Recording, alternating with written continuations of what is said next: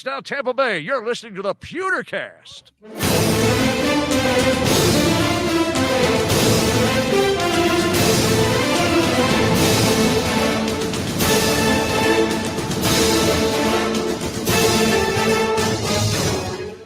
Let's fucking go! Bucks win the Super Bowl, baby!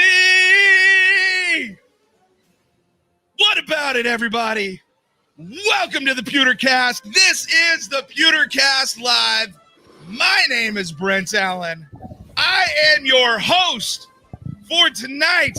That guy over there is my co-host, Ren Daxt. Ren, bring it up some level, brother. Bring it up. Bucks winning the Super Bowl. Let's get it. Yeah, congratulations, everybody. It's been a long time coming. Wow. No touchdowns. None. No touchdowns. The only ball that Patrick Mahomes threw that was caught in the end zone was caught by Devin White.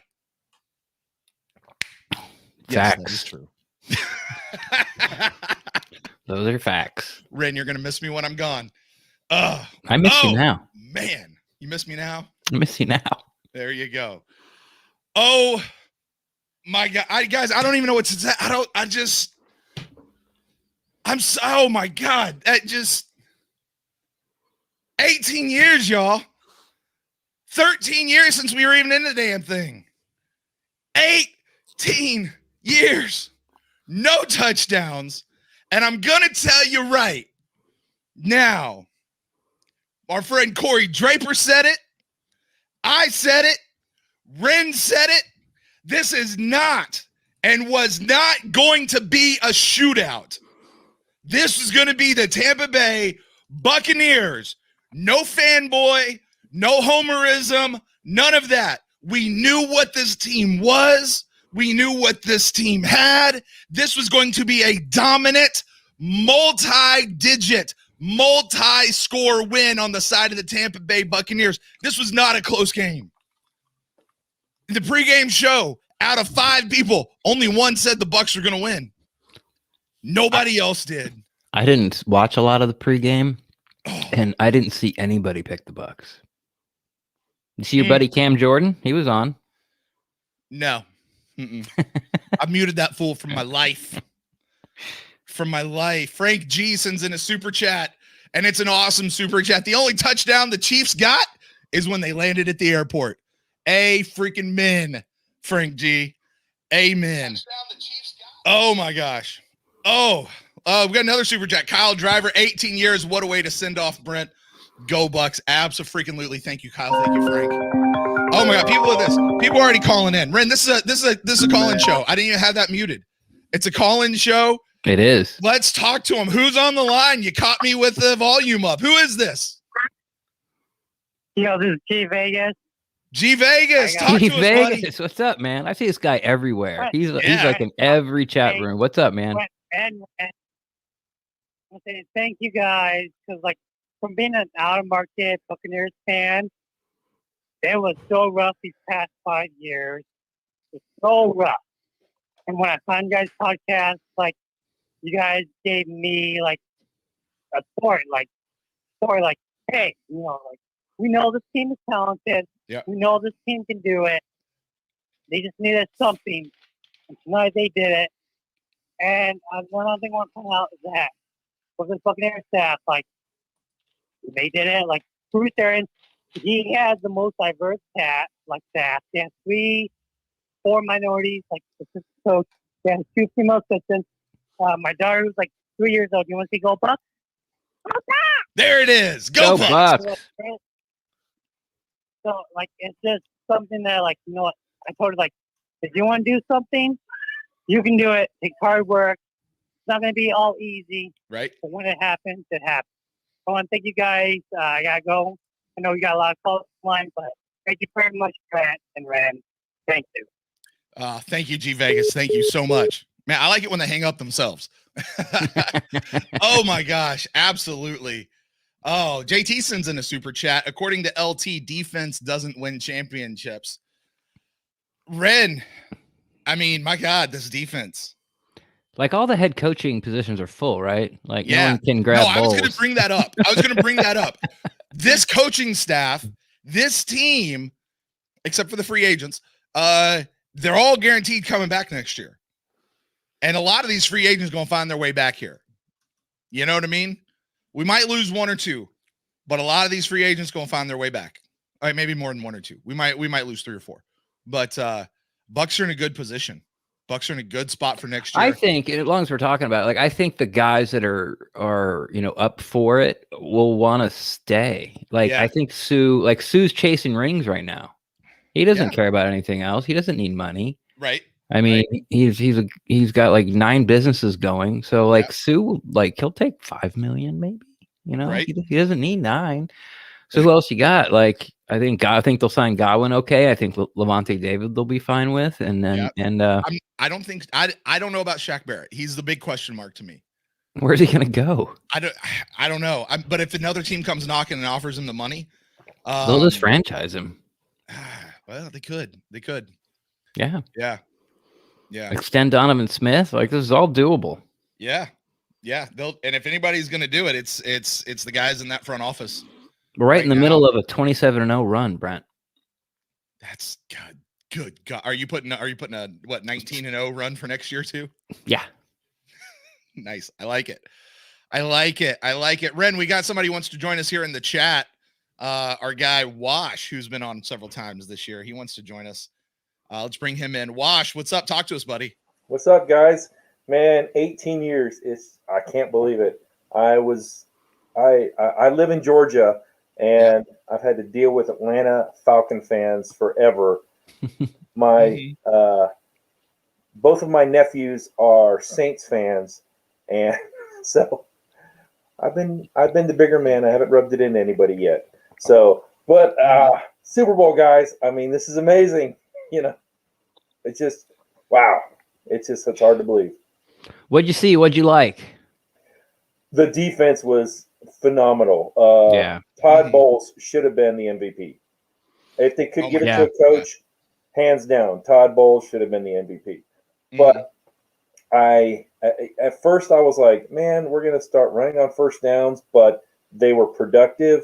They worked, and that's what they had to do against Kansas City. They were trying to blitz, and it just didn't work out. Let me ask you. Go all the way back to the beginning of the game. Those first 2 drives, Bucks go. Was it 2 3-and-outs? Yeah. No, they made a first. 3 and out, then they made a first down. It was a 3-and-out, then a first, and then but they punted twice. Right. Now, granted, in between, they also forced a punt from Kansas City.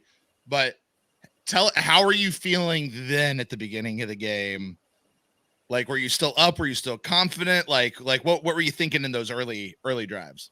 Well, first and foremost, when I went to church this morning, of course, I had a Buccaneer shirt on at church with a polo collar. It was nice. And I actually told some friends, I was like, guys, I said, you need to listen to my buddy Ren. The Bucks are going to win by 2 scores. And they're like, no way. I said 2 scores. It may be 2 field goals, but it'll be 2 scores. And I meant 10 plus. Oh, I just said 2 scores. Well, that'll work though. That'll work. Hey, that if you're gonna put it that way, you're not lying. Exactly. No, at first I was a little shaky, and I was then when I don't remember if it was when the Fournette just started running, and then we got the first down, then first down. I don't remember if that was it or because my brain is just kind of frazzled right now, but it's okay. It was once we picked it up, I noticed it was like the gas is on, especially when we were down, and it was 4th and inches in the end zone. Yeah. Bruce Arians had to go for it. I mean, because at that time you're still like Kansas City's like they can score 30. Like I topped him out at 24. I'm like they're not going to score more than 24, but you're down there on the 1 foot line. You saw just what happened 2 weeks ago against Buffalo, where they kicked 2 field goals inside the 10 early. Like you had to go for it. And I'll tell you what, man, from the above view, it looked like he made it. But that's me being a Bucs fan. When they showed the replay, what I like the slow-mo, like after the commercial, after the challenge, one of the defenders, I don't know who it was, got his helmet on the ball, and like Rojo had it up here, but shoved it back to like his waist. So while Rojo crossed the plane, the ball never actually did. And because I was going, he crossed the plane. And I went and saw him. I was like, oh, he didn't cross the plane. Well, he did, but the ball didn't. So playoff Lenny would have made it. As I've said since we got him, running back one. Playoff Lenny. Should we replay some of those previous episodes? They're all on the feed, on the record. Yes, as Ren said since the day we got him. Running back one.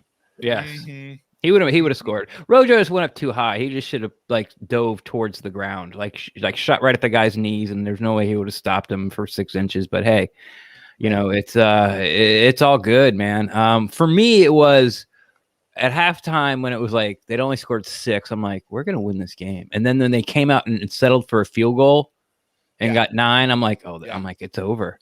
And then we scored a touchdown. I go, oh yeah. Now I might even tweet it out now. Like it's that's when I really felt like it was good. But hey, man, like the defensive scheme was outstanding. The pressure that nobody talked about in the pregame show. They'd go, oh yeah, the tackle thing's a thing. But Patrick Mahomes and Kelsey and it's too much. It's too much. And I'm like, how can you, like, you guys are ex-football coaches and you played in the league, like you were a quarterback. Like, you don't have your starting 2 tackles in against the other best team. If you're saying you're the best team, the second best team in the NFL, and you think like it's going to be an easy breezy, like, oh, we'll just figure it out. Like, none of them gave a reason why, and I broke it down for a long time on our show about how they're going to have to, like, Kansas City's going to abandon the run and they're going to go short and we got to come up and make tackles. And we did. And the pressure got to Mahomes more than I thought. Then by the time that Kansas City decided, well, you know what, we can run the ball to stay in this game. But what happens, like, they did that at the start of the second half, got a couple runs, started moving the ball down the field. Then what happened? They gave it to Williams. Devin White stopped him. Now it's 3rd and long. So they have to pass it, and then they kick a field goal. Then they get the ball again, try to run it again. Boom, stop them. Now you're behind the change. And right then you had to abandon it because they got to 9. Bucks went down and scored. And now it's like, oh, like they had to abandon the run. If the Chiefs would have started to run the ball like they did at the beginning of the second half, it would have been a different game. But I'm glad they came out and were like, we're going to get the ball on the edges to our speed guys. And Todd Bowles is like, no, you're not. I mean, you are, but there's 4, like, we're putting 4 guys on your 2 guys. Throw it, make someone else beat them. And they refused to even try. And, good. I mean, what did Tyree Hill, what did he get? Like 60 yards the whole game? Maybe 80? I mean, Don't care. I wish he didn't do I wish that Winfield knew how to do a backflip, because I would have loved to see a backflip instead of the peace sign. Right, like, backflip right in front of him. And we're kind of nitpicking here. And Tony's like, oh yeah, you don't kick a guy when he's down. I'm like, you called that game where he backflipped going up 17-0. Yeah. Like you didn't have a big, like, don't kick a guy when he's down type of thing then. I was like, okay. I'm like, no, let's look. And I will tell you this. If you're going to get a foul, doing it after the play on a turnover on downs, second when one you're like row. already sealed the game, that's when you get that kind of foul and you get in their face. And Jensen had freaking Jones all fired up. Oh yeah, Jensen had half their team fired up tonight. Oh yeah, and I loved it. Wash, I'm gonna go ahead and get you out of here. You got one last thing before we go, because we got a lot of people lining up here. Oh, I'm good. Just my favorite player, my new jersey, Vita Vea. Nice. They put him on the edge tonight. You see that? Yeah, I honestly, instead of giving it to Rojo, I was hoping they were going to give it to Vita Vea and let him run it in. Or pass it to Vea instead of Haig. Somebody who's actually caught it once. He caught it. It was a good play by the defender. I was a little. He looked at his face, he's so cute. He caught it. The guy knocked it out. So, but yeah, I was hoping that would have went to Vea too. Yeah, hey, for the next guys, everybody, hey, we're Super Bowl champs. Just remember. That's right, baby. You say it. Say it. I am. Me and my teammates. We're and Brett, can I hear it? Can I hear it one time? Oh God, here we go. You mean this? We going to the ship. We going to the ship. We going to the ship. I said once. Now that's it. No more for the show. Have some self-respect, Wash. I'm very disappointed. Then you sorry, and then you cut him off. Right. I just want you to know Wash. I did not cut you off, Wash. I would have Yeah. let you. I would have let you rebut for sure. Here's the thing. Ren doesn't have that sound effect. So, here in a couple of weeks, he's like, never again. Never, ever again. G Vegas sends us in. G Vegas, is good to hear from you. Says, we are at the ship. Brent, play it. We deserve it. I just did, brother. I just did. Play it again. Yeah. I played again. We going to the ship. We going to the ship. All night long. Ren's not denying me tonight. He's not really denying me ever, but Yeah. You know who else isn't denying I have me? no control over it. Oh man. Thanks for the super chat. Where was it? Two King to give a what? Yeah, that one right there. Didn't send a message, just $5. Appreciate it. Thank you very Definitely much. Appreciate it. Hey, let's go out to the phone lines. It's all going towards Mark Cook's camera fund. There we go. That must got to be the most expensive camera in the world. What? Oh, for him? Yeah. He got a new mic though. He sounds really nice on his new mic. All right. Hey, let's talk to our caller on the line. Who we got here? This is Brent and Ren with the PewterCast Live. What's up, guys? It's Scott from Miami. Scott from Miami. Talk to us, buddy. You've been talking all year long. Hello, Now's Scott. not the time to shut up. Let's do it. Oh my God, guys. Super Bowl! Took them to the ship and we took their lunch money on the way. There you go. Oh man. I mean, I what more is there to say? I think they saved their last game for the most complete game of the season. I mean, both facets of the ball and special teams were decent. Can I say what I don't know if somebody already said it because I joined a little bit late, but I think my favorite play was on the Leonard Fournette run. Did you see the block that Ali Marpet gave? Yes. Yeah, that was where he pulled around and mowed the guy over. Yeah, when Ali turned the corner and there was no one there on the first level of the block, I'm like, oh, he's going all the way. Like Ali was like Ali had the first down if he had the ball. It's like it's like if Ali can get somebody. I said the same thing to my wife. I'm like, he's gone. I mean, look at that block. Yeah. That was incredible. I mean, what more can you say? I've been saying it the last few weeks. I've been calling in the Brady effect. I mean, the man he's a franchise changer. I mean, it is completely incredible. I'm loving the fact that he's coming back next season. And, hey, how cool is that the new guys were the ones that got the touchdown? I mean, and then the young guys are guys that we got the interceptions, Antoine Winfield, and the sealing off with Devin White. Yeah. So, I mean, it was old guys and new guys and old guys that are new to the team all coming together. I mean, the whole team just played in rhythm, in sync. Well, Scott, I want to hold you there because you bring up a good point. Mike Evans didn't score in this game. One catch. He had one catch, but it was a big catch. Chris Godwin didn't score in this game. PI. Right. Yeah. He drew a pretty big PI. Right. Yeah. Right. Chris Godwin didn't score. You got to think that they were going to go to those guys. So they did what we did to Tyreek Hill and Travis Kelce. They go up on Mike Evans and Godwin.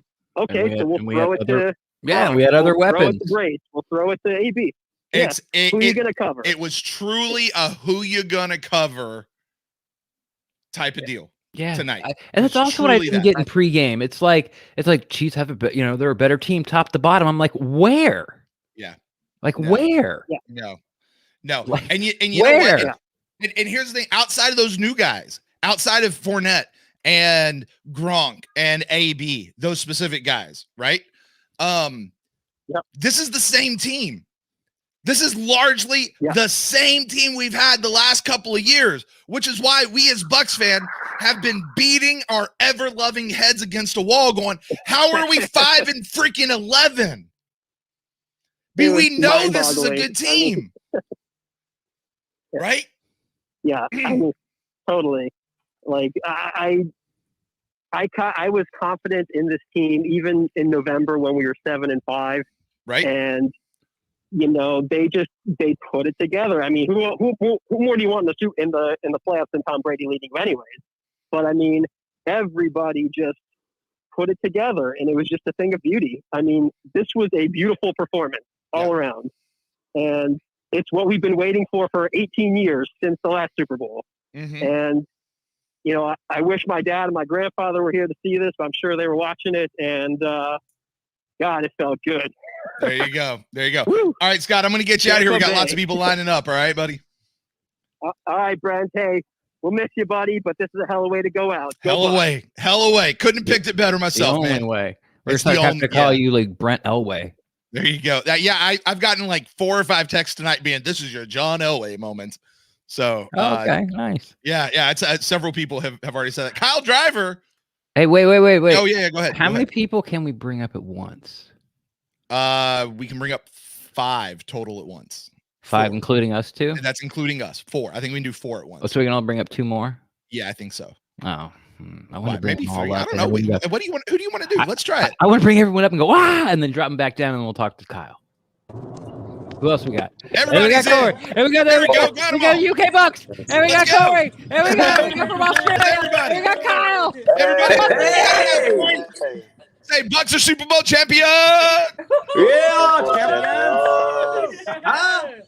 All right, we're gonna get rid of all y'all. Hey, y'all stay on the line. Kyle, it's your turn. Talk to us, pal. So, Talk to us, buddy. my first thing is, as a diehard LSU fan, I was so happy to see Devin White play so well in this game. And Yeah. second most important thing for me is Evans finally got a ring. After There all you go. he's done for this organization, Yeah. Mike Evans finally gets a ring. Yeah. Yeah, And I'm with you. not just Mike though. Not just Mike. Levante.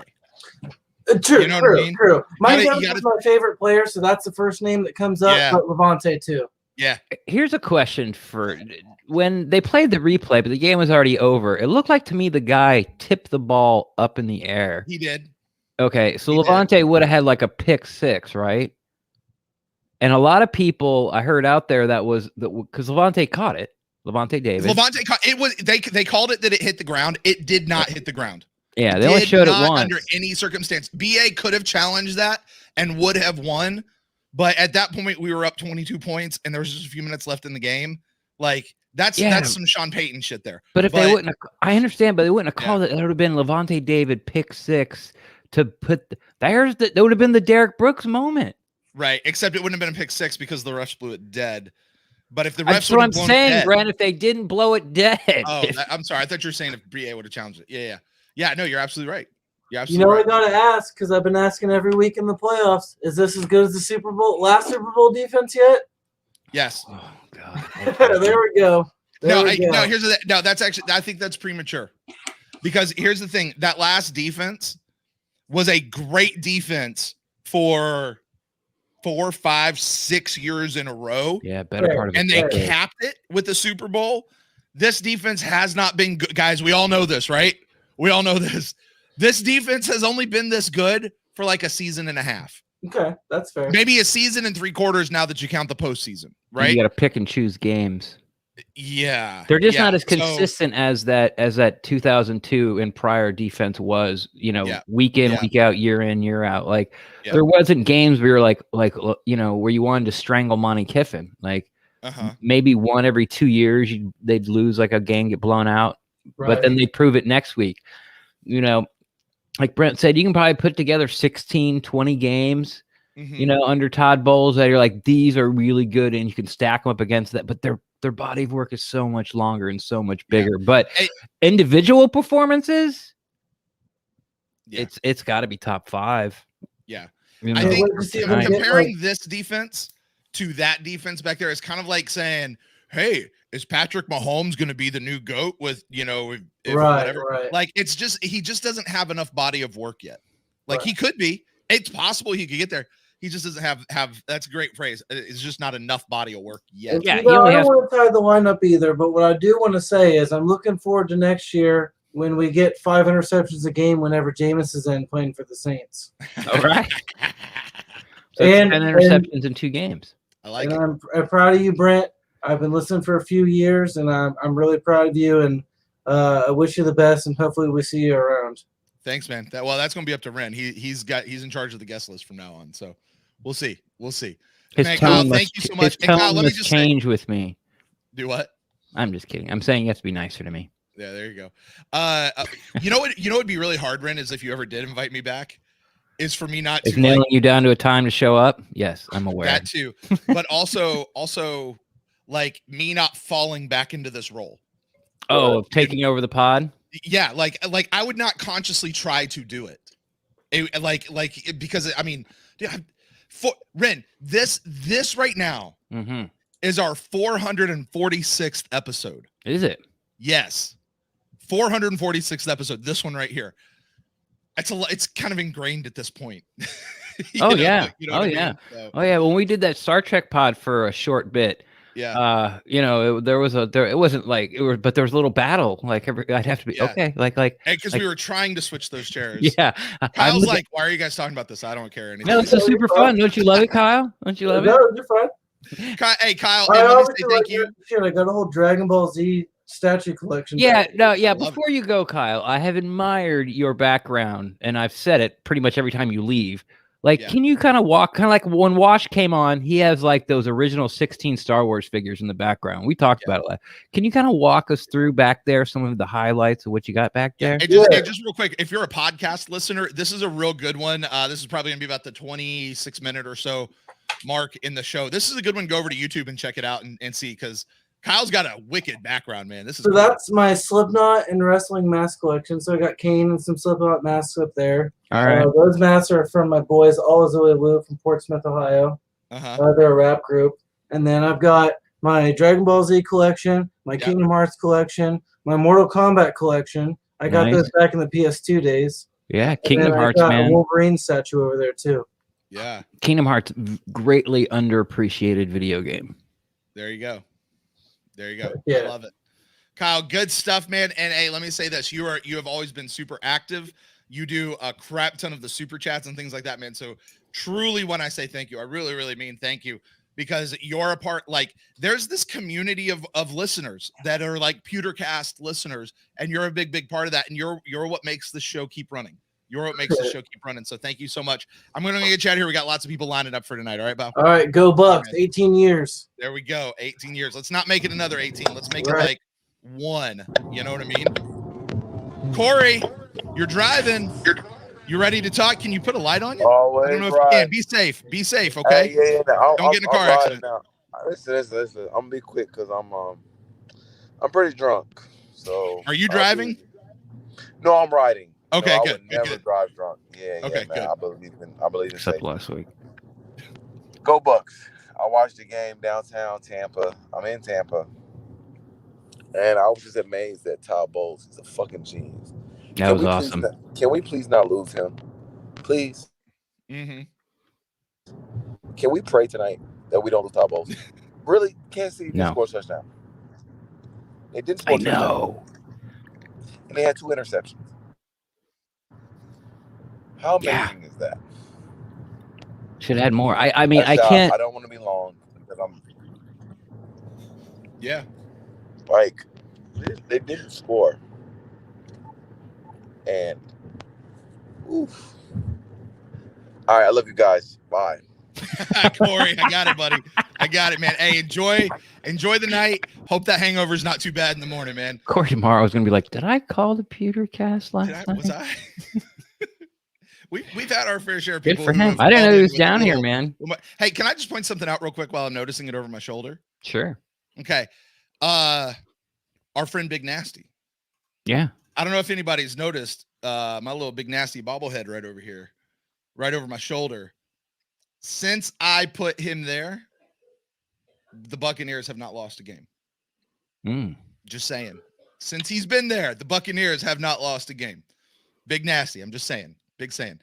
Hey, let's bring up our friends from across the pond. Yeah. Gentlemen, your dog. I saw the video. You opened the door. I don't know what bacon you smeared on the paper, but that dog went right for it. He picked the Tampa Bay Buccaneers to win the Super Bowl. We all put money on it. Talk to us, boys. How are you celebrating in England tonight? The victory cigar is back. Honestly, yes. We knew that moment as soon as the dog picked us to win the Super Bowl that it was going to happen. So yes, a dog is much more of an accurate picker than an octopus. Forget that dolphin in Miami that picked the Chiefs to win as well. But. Yeah, dolphins are the dumbest mammals. Everyone knows that. I love it. Talk to us, guys. I want to know, what is it What was it like for you guys watching the game over there? So it's 6:30 for us on the East Coast. What time is that? Isn't that like midnight for you guys?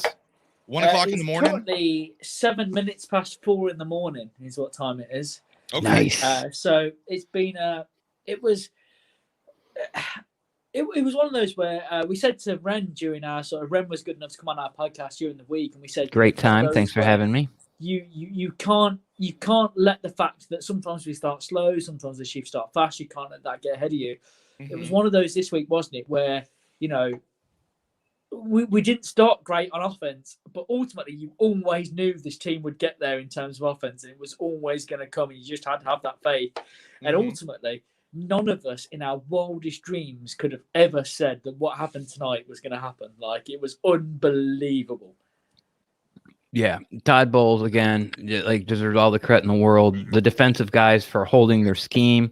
I was worried that Kansas City would have used a lot of misdirection, and they did. A lot of eye candy to sort of have the Bucs front four, especially the edge guys, overplay their positions and kind of give up their responsibilities because they were so sack hungry because they've been reading all week how they're going to kill this Chiefs defensive line. But they stayed structurally sound. And, not a lot. There was only a very few plays. And Brent, you might remember me talking about this in past episodes about how the defense gives up hidden yards. Yeah. Like where they could stop the guy a gain of 4, but he ends up getting 8 because they didn't make the tackle. Like there was only 2 or 3 of those tonight. And like I said, I don't know if I think I said it on your podcast. It might have been ours where I said, I think the Chiefs are just going to be hanging on. It was frustrating to watch Patrick Mahomes roll out of the pocket, and keep picking up these first downs. But that's all they had. And you're like, if that's the way they're going to try to beat us, is Patrick Mahomes rolling out of the pocket, picking up a first down, on every 3rd and long, then I'm here for it, man. But I mean, you can't say enough for even the creativity that the Bucs showed in clutch situations offensively was something we haven't seen for a long time. We look like the Chiefs more than the Chiefs looked like the Chiefs tonight. Ren, it was exactly what you said to us during the week in the respect of, it was almost oversimplified, but if you could stop Kelsey and Hill, you make their 2nd, 3rd, 4th string guys beat us, and we like that matchup all day. Yeah. And tonight was nothing more of an example of that, wasn't it? That ultimately you limited their best. I know Kelsey started to get yards towards the end, but it was dead and buried by the time he was getting involved. We really did make a conscientious effort to stop those 2 guys. Yeah. Yeah. And something else with that, and this is more on the other side. The Buccaneers got in their heads tonight. Yeah. I mean, Tyrann Mathieu came unhinged in this game. Kelsey was beyond frustrated. Mahomes didn't know what to do. They all looked lost out there. Listen, obviously, Mahomes is still hurt. His turf toe's bugging him. I don't know if he's got a bit of that concussion left over. I don't know. But, he wasn't right playing tonight's game. But look, you're a football player. All these players play hurt. That's part of what it is to play the game. So I'm not hanging anything on that. But the Buccaneers got in these guys' heads. And, I know a lot of people were blaming the refs and stuff. There's maybe a couple of calls that I saw the Bucs get away with. If I was a Chiefs fan, I'd be irate. I would be. But it's not the reason you lost the game because you only scored 9 points. Yeah. Yeah. Yeah. And the one passing interference call I thought was a little ticky-tack. I really did. Yeah. But but Bryn's right. That wasn't the game changer for you. None of they just got in there because you guys are absolutely right. They did everything they needed to do. They shut down the people they needed to shut down. They highlighted the people on our side that we needed to highlight, and we got in their heads. Yeah. And you know what I mean? It's all of that, and then we did it getting in their heads, and they started playing sloppy, and it was such a full on top to bottom dominant win. Ren's holding it up right there. Absolutely, guys. All right, y'all got anything else for us? I know it's super late over there. You probably ain't even going to sleep at this point. I don't know. We're going to struggle to get to bed this morning, but guys, if I'd have said to you we'd have beat the Saints, we'd have beat the Packers, then we'd have beat the Chiefs in the Super Bowl, you'd have told us we'd have been crazy a few weeks ago. Yeah. I would have been like, you're telling me you're going to go through Breeze, Rodgers, and Mahomes to win the Super Bowl. And two of those on the road. None of those teams put big points on us. Like I know we'll talk about it back and forth. I know Brent was just making a good point previously about the depth of the previous sort of Super Bowl winning defense. But there's got to be an argument to say that as far as playoff football goes, what the 2020/2021 Buccaneers defense put on show in the playoffs was as good as anyone's ever put out there. As far as I can see. I'm absolutely with you, and I'm sure we'll talk about it for a few episodes during the off season, man. Yeah. But if you're gonna put the caveat on it, like the Bucs playoff defense against this playoff defense, like the 2002 or any, like even that whole span, these 4 games that this defense has played has been. I mean, it's like everybody on that team's a Hall of Famer. And kudos to Carlton Davis, man. Oh my God. Yeah. Did his job. And I tell you what, the Glazers will not be lacking for a bunch of future Ring of Honor inductees. They've just restocked the pantry, so to speak, for future Ring of Honor inductees. And guys, you talk about the Brady or the Breeze, the Packers, Rodgers, and Mahomes. And we'll go back to what we've been saying, and I'm going to quote Scott Reynolds, who's quoting a bunch of other people who've always said it. To be the best, you got to beat the best. We beat the division champions, the division bullies. We beat the conference champions. We beat the defending Super Bowl champions. You know what that means, guys? The Tampa Bay Buccaneers are the best team, unequivocally, in the NFL. And we're taking the Lombardi home. Ren, I couldn't across the street. As soon as those clocks went 0, I couldn't help myself, Ren. After your ding dong with him last year, I was straight after Jameis 101 asking where he was at and what he thought of this win. I couldn't help myself, Ren. That was inspired from your podcast last year, man. Yeah, he's a strange cat, that one. Yeah. I'm glad he's some other team's problem now. Yes. So, all right, guys, I'm going to get you out of here. We're going to get some other people in here. Lots of people chiming in. All right. Brent, we just want to say a massive thank you. We wish you all the best. We hope to see you back as well. But thanks, man, for making us feel so welcome, and we really appreciate you guys. Brent, no way we can get you back for one more season, one more trip around the sun. No, not on this show, but I'm always down to be a guest. I'm always down for a guest spot. I'm always down to talk Buccaneers football as a guest. Yeah, right. As long as I don't have to do the planning, the editing, the posting, or any of that kind of crap. Sure, I can do it. Man, thank you both, the pair of you. Thank you so much for making the last 9 months the best fucking 9 months ever, man. The pair of you. Hopefully, we'll keep in touch with both of you. Keep chatting to both of you, man. Thank you so much, guys. Thanks, guys. Thank you so much. Welcome. Appreciate you. Definitely appreciate you. Ren, got a couple of super chats I want to get to real quick before we do that. Yeah, go ahead. Look, me and Tom Brady were twinsies. Right here. Well, I'm triplitsies. Well, you're more Vita. It's true. He was one of the first people to touch it after Tom when he handed it down. Vita was there. Yeah. Was he? You know, my favorite Vita Vea moment of the night, I was going to mention a few minutes ago, is they were talking to the sideline reporter guy, Evan Washburn or whatever his name was, and over his shoulder was Vita Vea. I want to say it was during pregame or something like that. And Vita, they turned on the music, and Vita's just over there, doing his little, right over his shoulder. Was Vita going to the ship? Vita was on the ship, baby. He was in the ship. Vita's in the ship, baby. On the ship. Okay, enough of that. All right, let's see here. Brian Shaw says, the key is the Bucs don't let Todd Bowles get picked up by another team. If it comes to it, I think Bruce should retire and let Bowles take the head coaching job. Bucs should be back in the Super Bowl next year. I want to take that piece by piece, Ren, because that is a big talking point right now. Bruce Arians said a couple of weeks ago, he repeated it tonight during his press conference. He ain't going anywhere. No. He's coming back. He's going for 2. Yeah. But we talked about it a little bit ago. All the head coaching positions are filled. Yeah. They're done. Todd Bowles ain't going anywhere. Yep. Byron Leftwich ain't going anywhere. Mike, do you remember everybody was calling for Byron Leftwich earlier this year? People were calling for Todd Bowles this year. People were calling for Bruce Arians this year. Yeah, I remember that. Bunch of dumbasses. Yeah. Ugh. And I'm going to call every single one of them. Idiot fan. Yes. Absolutely. But as it stands right now, I would agree. I think Todd Bowles he would be the heir apparent. Would you agree, Ren?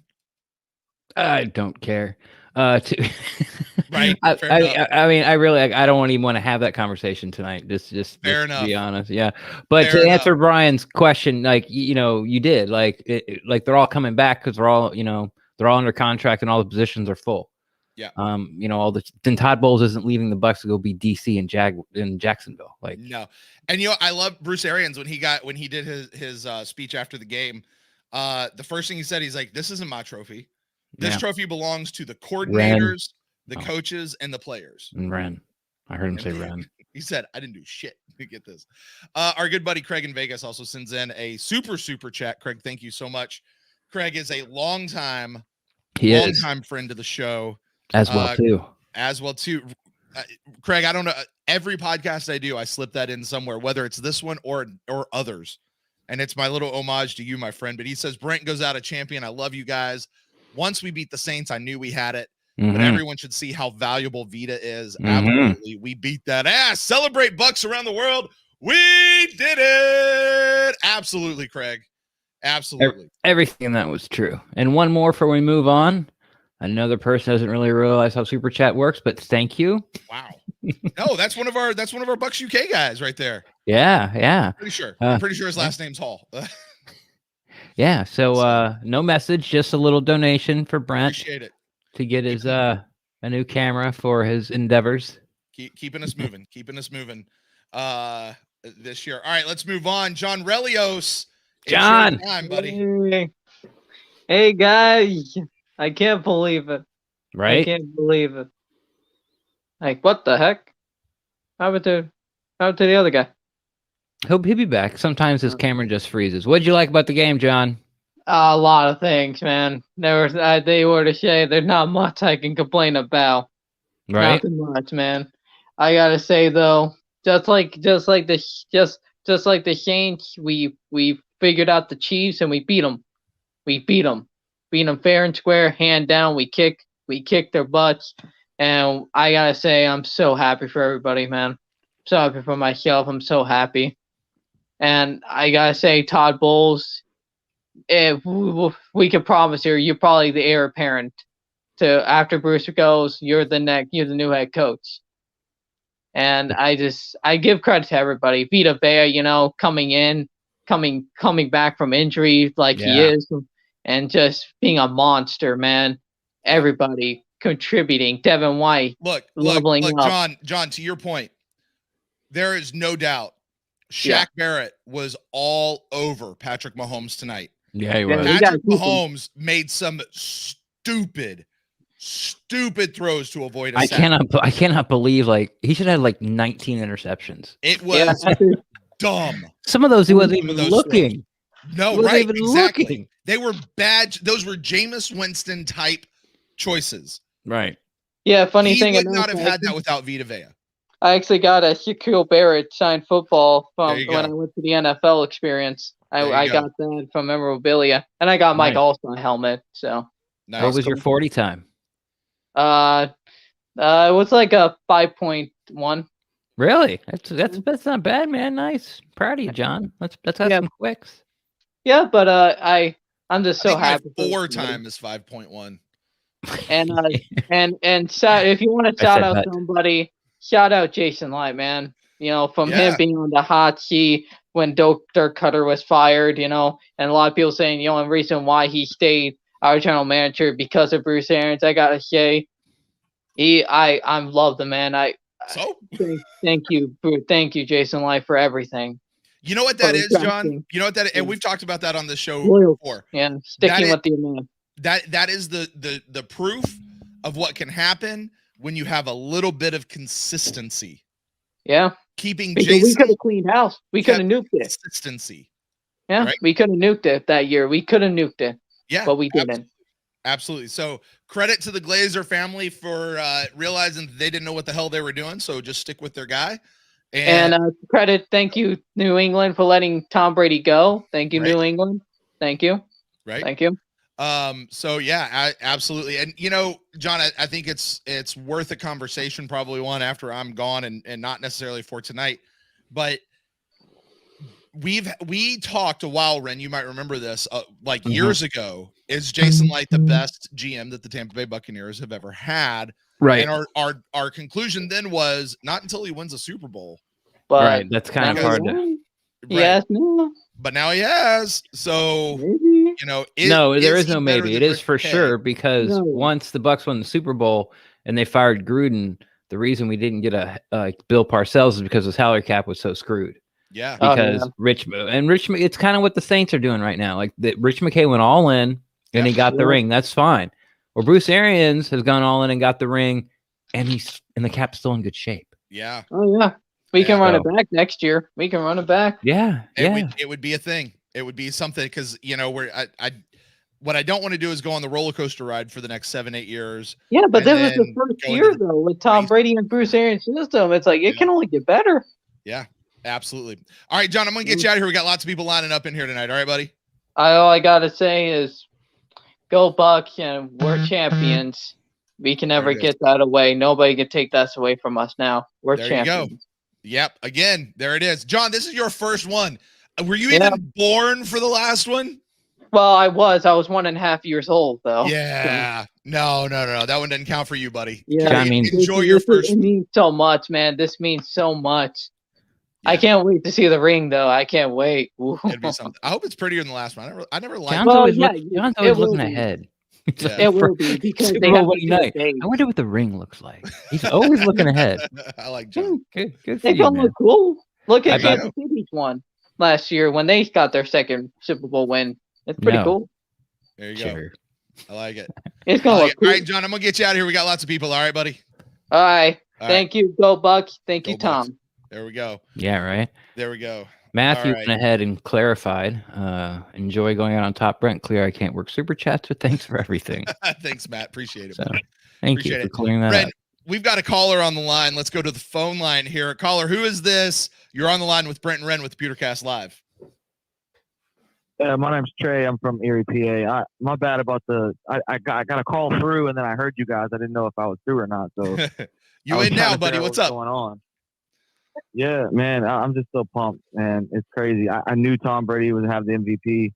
Yeah. A couple minutes before the game ended, but other than that, I don't know. It's just surreal. I don't even know what to say. Do you think Tom Brady deserved the MVP for this game? Was that the right call, or should it have gone to somebody else? Yeah, I actually do believe so because I didn't see any other clear-cut people that should have got it. All right. Yeah, it was such a defensive effort by everybody. Yeah. Like everybody made plays, but nobody made like sort of the huge big play because they were so dominant. Mm-hmm. You know, like that Devin White pick might have made him the defensive MVP if the score is 28-31, but it wasn't. You know, the game was already over, so the pick's kind of like, hey, he was just trying to get in the end zone. No big deal. So, yeah, and with Evans not being a big factor, I mean, who else are you going to give it to? Like, I think, my two dark horses.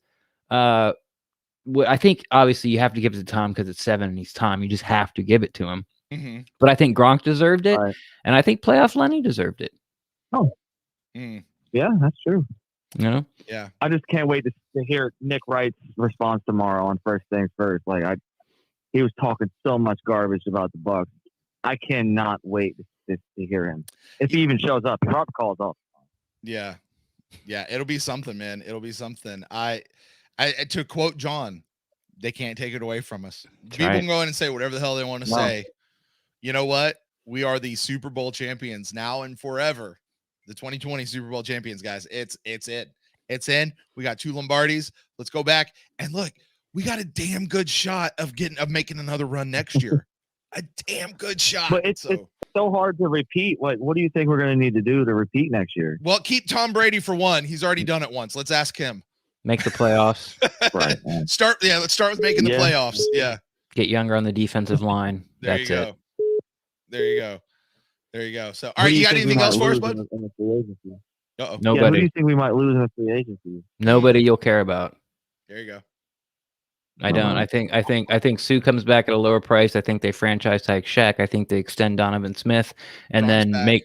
I think Gronk comes back. I think Godwin comes back. I think Levante David comes back, and I think that they reduce Donovan Smith's cap hit. What do you think, Ren? Let me ask you. Because I remember so many people. What do you think the chances are of Levante retiring this year? 0. Cool. All right, caller, you got anything else for us before we let you go?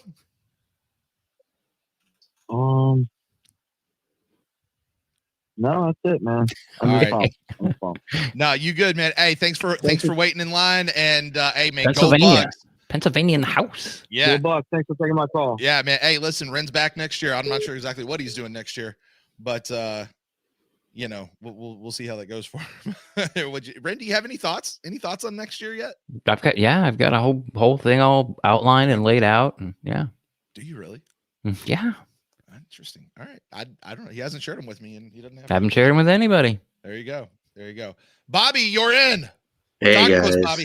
Hey, I just want to say, I mean, all this, I love you guys, and I'm just so happy. Thanks, Bobby. Can we all just take one deep breath together and just like, holy shit, man, holy shit, like this is. It's hard to describe, man. So one of my closest friends is a Chiefs fan. So I prepped the food and I was watching the full broadcast of the 2003 Super Bowl. And it was just rewatching it. It was, it was domination, it really was. It was domination defensively, offensively. I mean, the first fucking Brad Johnson's first pass was a pick, but it's just watching this game. I don't know. The past 16 years, I've been so jaded, just thinking something's gonna go wrong. Right. And it during was this hard game, to believe it. It was hard to believe in the team. It really was. And like the playoffs, they just have looked like a different team. And then I've been, I beat the Rojo drum more than anyone. I love Rojo. He just his first year is just horrible. One of the worst performances I've ever seen. I've grown up, I was 11 when we won the Super Bowl, and just growing up, like Cadillac Williams, I thought that was going to be our savior, and Work Done was my favorite, when I first started liking the team. So I've always wanted a running back, and Rojo was that. And then in the playoffs, it's been Lenny. It's been playoff Lenny, I'm not a Barstool Sports guy, but I do listen to PMT, and they kind of play off Lenny. But he was huge today. Yeah. I mean, he is he's Tom's he's his backup option, which is all you gotta do is catch the ball, man. That's all you gotta do. Move forward, moving forward. And Rojo, I see Rojo had good runs. I'm not against Rojo, no, at all. Rojo had great runs, and that's why they pounded him on the goal line. I wanted him to keep pounding, he threw his body and he didn't keep his feet under him and he didn't get low enough to get through. I don't blame it on Rojo. I love Rojo. He's the future of our team in the run game. And Keyshawn Vaughn is great too. But the biggest thing that reminded me about this game. I forgot about Keyshawn Vaughn. I'll be honest. I've forgotten about Keyshawn Vaughn for probably 6 weeks now till you just mentioned him. Didn't even remember he was on the team. I'm still a fan. I just it's all about defense for me though. That's when I fell in love with the Bucks. That was the reason. Tampa 2 was pretty much created because Warren Sapp could get pressure and Derek Brooks could cover the middle. That's it. And it just Shaq Barrett was the closest we'll ever get to seeing someone in a Buccaneers jersey looking like Simeon Rice for me this game. Like I said, we're not experts, but it seemed like when the pressure was coming, it was Shaq Barrett was somehow involved, and he was in Mahomes' head, and it felt good to see that. It felt good to see faith in the defense, and I got afraid once we got up, and we put our DBs 15 yards, seemed like 30 yards back, but it all worked out, and I was amazed about how often when Patrick Mahomes would make time, Not counting the ones where, he was like running around like a chicken with his head cut off and then, was throwing them as he, like a Matrix movie, like he's diving out of bounds. And not those, but the ones where he would like he'd drop back and then he'd like get away from and reset and still no one was open. Yeah. How long the Buccaneers secondary made him hold the ball this game when it wasn't like a quick hitter was phenomenal. Like how different is that from 4 years ago, 2 years ago, 3 years ago? Middle of this year. It's insane to have faith that they can hold the receivers, and holding penalties on DBs weren't called on us. Carlton Davis, no holding penalties. It was on the Chiefs. It was like, it's still surreal to me. It didn't make sense. I was watching the game. It didn't make sense, but it was just pure, like, just bliss. It was just happiness. And many times during this game, I was just sitting there going, like, what is going on? Yeah, no, like what is going on? Like, exactly. I cannot believe, like, we plan it all out and like, okay, the Bucs need to do this, but if they can really shut down the Chiefs, and offensively, we have too many weapons, we'll never be able to stop us. And then it happened. Stuff just worked. It actually happened.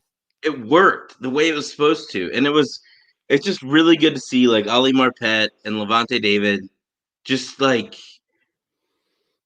Just feels so good. Cam Brate showed it.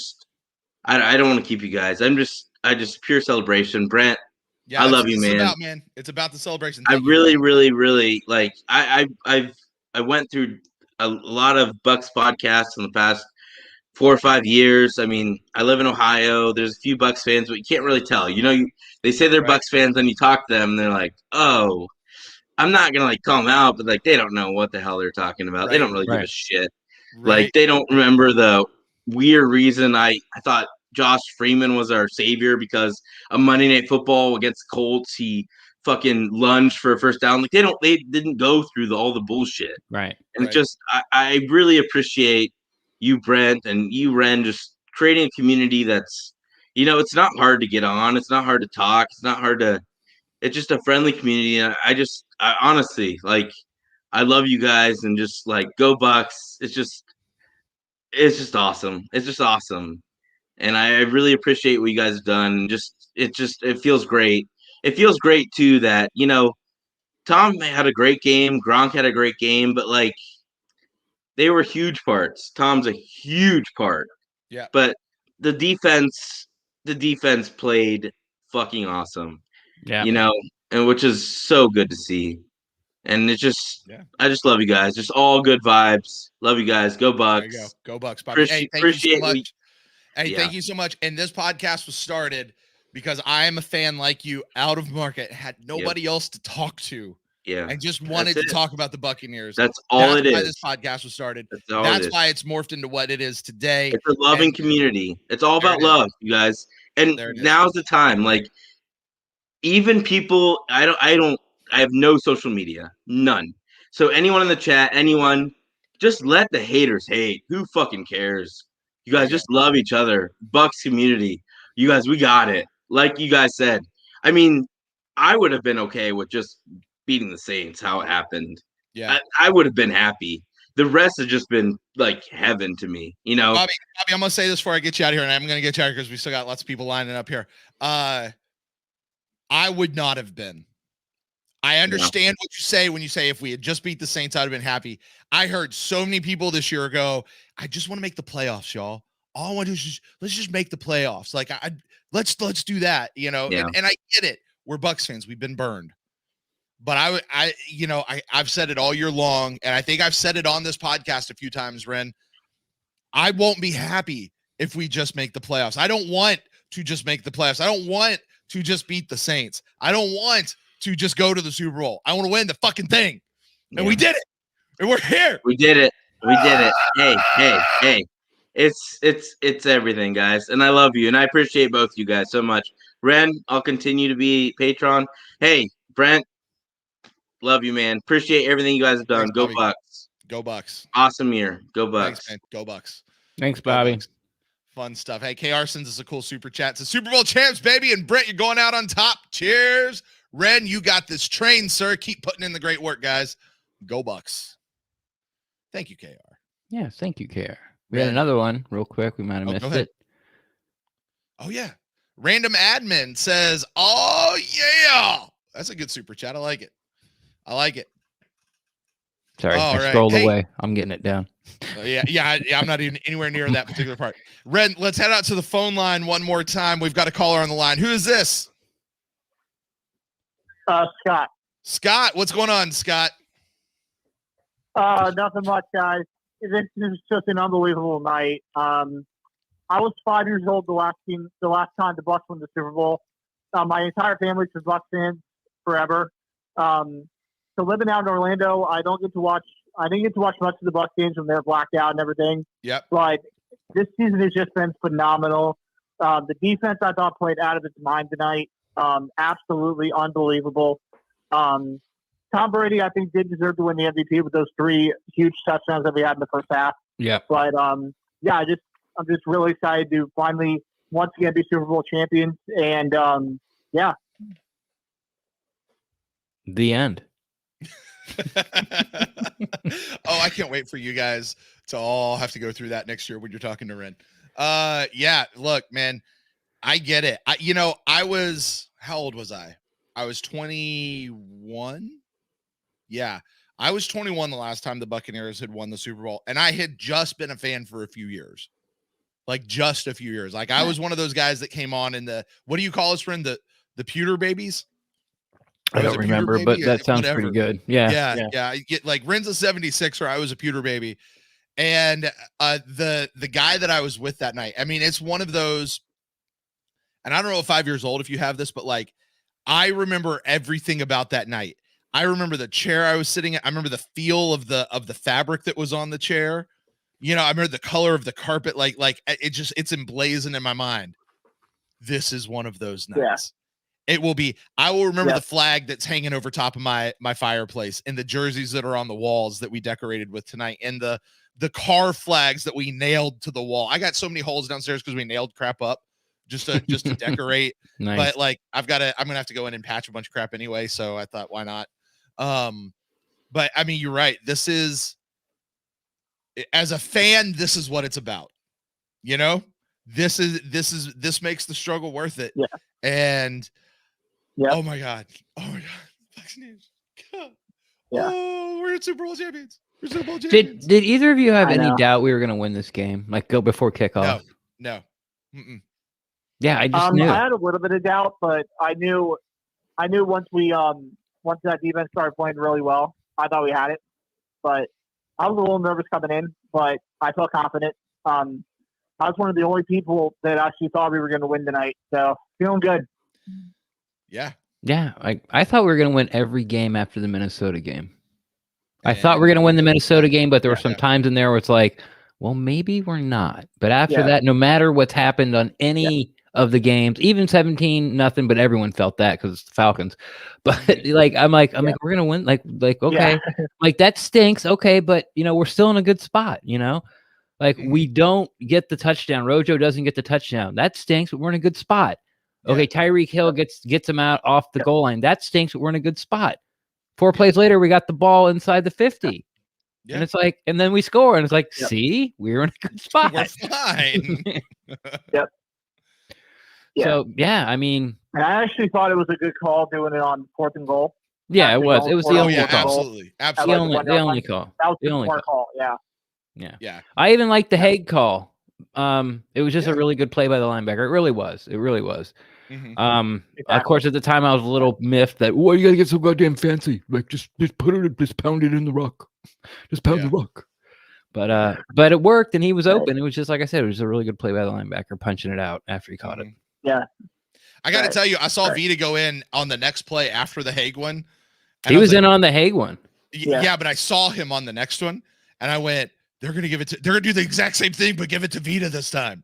And they didn't, and stuff happened. So yeah. But anyway, what happened? All right, you got anything else for us before we let you go? No. Just thanks, guys, for keeping us posted on all things Bucs during the off season and everything like that.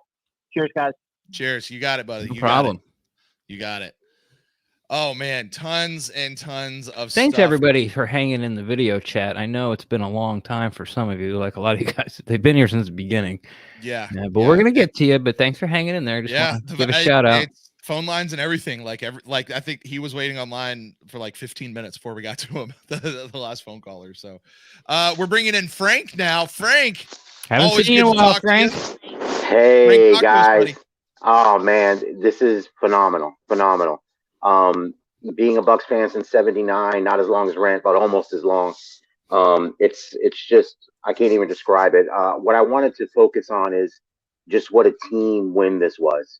I know the talk's going to be about Tom Brady, deservedly so, and I have no problem getting the MVP. But I wanted to start with just a couple of players on offense. I got to give it up to playoff Lenny. What I saw tonight was running hard every single time he touched the ball. And making plays out of nothing. Just phenomenal running, catching the passes out of the backfield. I mean, he trucked, I think, was in the second quarter, 56. I just remember his number. He trucked them. And it was just, I think that was our first drive of the third quarter.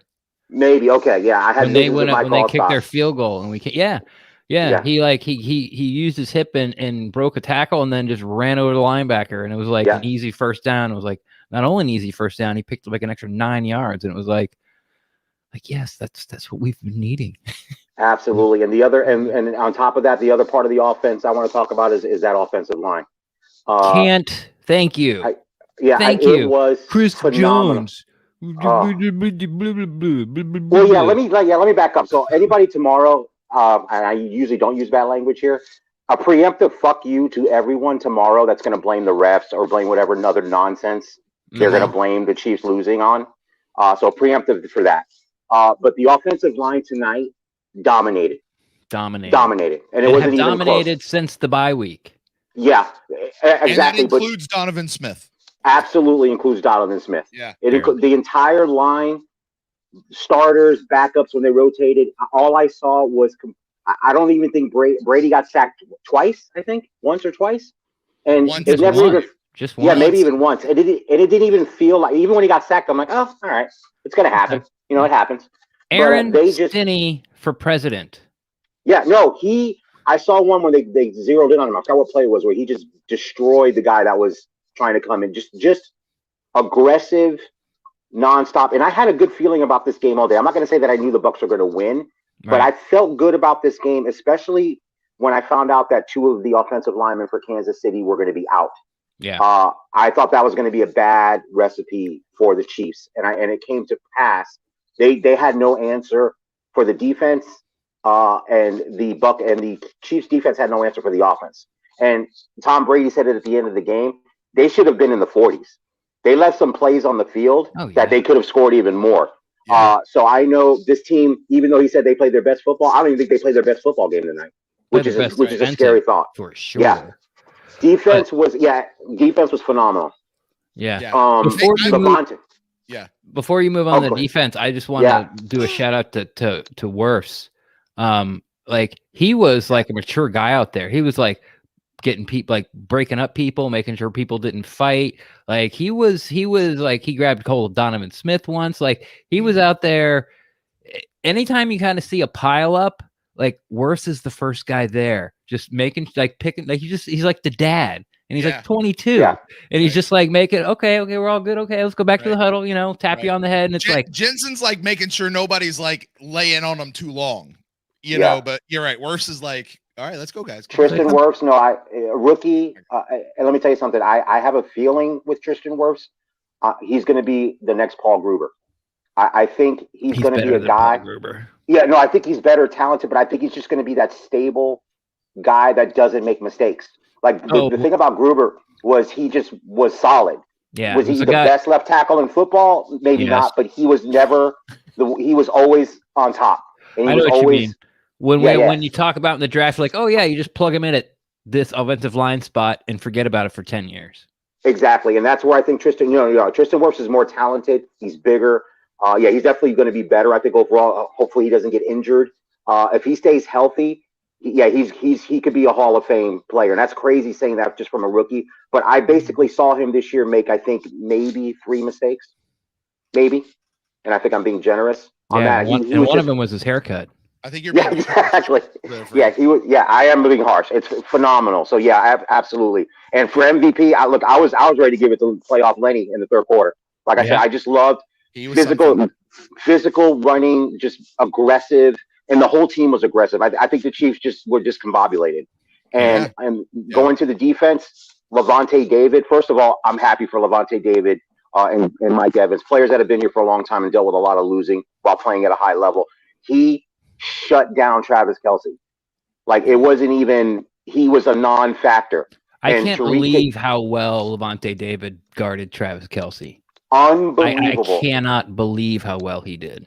He was on him like a blanket. I couldn't believe it either. Travis Kelce is one of the best tight ends in the league, if not the best. And Travis Kelce is going to be in the conversation of best tight end of all time when he retires.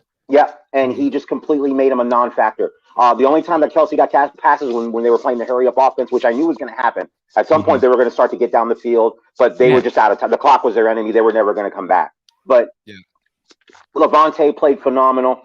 And then going to the trenches again, the defensive line. It was funny when Vita Vea came back last championship game for the Packers game. I'm like, great to have him back. Don't know what he's going to be doing. He's been out. And then I saw the impact he had in that game, which made me even feel better about this game. It just goes to show you how this guy was more valuable gone as far as what his contract is going to be when they have to sign him again. They have to keep that guy. He changes the entire makeup of that defense. And you saw it tonight. They just dominated. Shaq Barrett looked like a different person. JPP was his always normal good self. And they got pressure on Mahomes. He was uncomfortable. I never saw where he was comfortable.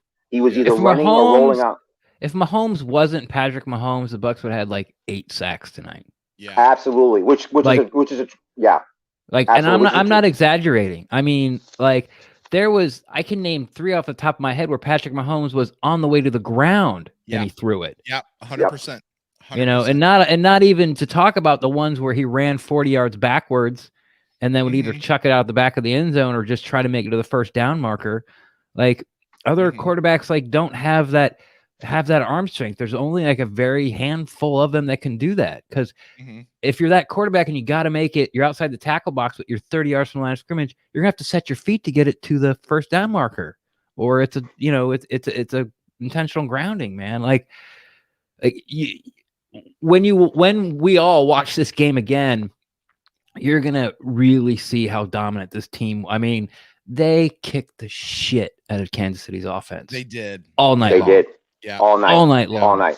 All night. It was Patrick Mahomes phenomenal. never lost by double digits. He's never been held to this. He's only lost God. to Andy Reid. Now Andy Reid 27-5 or whatever he is, 25-7. I think I get it, but guess what? Like one of those 27-5 was a Super Bowl. So now he's 1-2 in Super Bowl in 2-week breaks. So it's all these things I kept hearing, and I'm like, they don't have left tackles. No. Yeah. I mean, freaking Cam Jordan, your favorite, Brent, said the Kansas City front 7, he gave that edge to them instead of the Buccaneers. He's a tiny little man who's sitting at home on his couch. He did say that a lot. He's like, well, I'm sitting home, so what do I know? Yeah, exactly. a lot of disrespect generally around. I mean, look, nobody really picked the Bucs to win. I mean, let's be honest. No. Anybody in the national media, everybody, and I'm not even saying I don't understand it to a certain degree, but when you get new information, again, missing left tackles, Mahomes is on a gimpy toe. Like, you got to kind of add to that. Like I said, I felt good about this game all day. I wasn't sure the Bucs were going to win. I knew the game was going to be competitive. It turned out to be basically a blowout. But I knew it'd be competitive. But I had a good feeling, and I said this team won 3 times on the road and knocked out Breeze and Rodgers and now Mahomes. So I'm like, to me today, I was like, yes. I got you right. You know Famer, what? Heineke. Hey, he looked like it that night. That's true. But I mean, all day today, I was just like, I felt good. I was like, I don't understand. Like, when are you going to take this team seriously? Like, how many times do they have to do what they're doing before you go, wait a minute, maybe we're underestimating this football team? Somebody just needed to explain to me how Kansas City was going to score. And no one did. No, they couldn't. Because you know how they're like, well, but it's Kansas City. It's yeah, Patrick exactly. Mahomes It's and Andy Travis Reed. Kelce. Yeah. Like, it doesn't matter who they're facing, they're going to score. And we're sitting here all going, tell me how. No. Tell me how. You're going to have to mass protect or get the ball out quick. You're going to have to do one of those two things. Look, and that's not what you do well. Right. And I'm going to go back to what our friend Corey Draper said. Like, he was kind of the first one who started saying it. I was like, I think you might be right. Like, this game's not going to be a shootout, folks. We know what this defense is doing, and we see them. And people are sleeping on it. They're not seeing what this defense is doing, and we're watching. And you start looking, you go, oh my God, this defense is shutting people down. This defense, oh my God, like, this is not going to be a pretty game for the Chiefs. It's just not. Sorry. They're a great football team, but they're not going to be able to withstand what this team is putting together right now. And I got to tell you, a buddy of mine, Justin, who's a big Bills fan, back in like week 10, I said, hey, wouldn't it be funny if the Bills go to the Super Bowl, because they had a great season going. If the Bills go to the Super Bowl and they wind up having to face the Bucs and Tom Brady tears their hearts out again, like, I was just trying to rib him, and he goes, Brent, come on. You cover the Bucs. You have an NFL podcast. You know that the Bucs are not making the Super Bowl. A Bills fan said that? Do what? A Bills fan said that? Oh, no, but people were saying this about Tampa Bay Buccaneers all year long. Like, yeah, they might have Brady, they might have this, all that's fine, but they're not winning. They're not, you know. And you know what? They were right till week 13 or week 14, really. Yeah. Yep. After week 12, they were still right. Yeah. Yeah, it was this season has been, look, my expectations for this season, to Brent's point earlier, I was looking for a playoff run. I thought they could make it to the NFC Championship game. That was if they had gotten that far for me, I would have been good with that, because I actually thought next year was going to be the year that they would make it a serious push. Yeah. So that just shows the greatness of everyone involved. The fact of the matter, Tom Brady brought a culture change here, but the pieces were here. And that's why I love the game tonight. And I'm glad that the entire NFL and the entire people that are either going to be eating crow or knew what they knew, that this was a team win. Tom Brady, 3 touchdowns, no interceptions, efficient, didn't hurt the team. This is what we've always needed. All the times we were frustrated with Jameis, and I love Jameis's talent.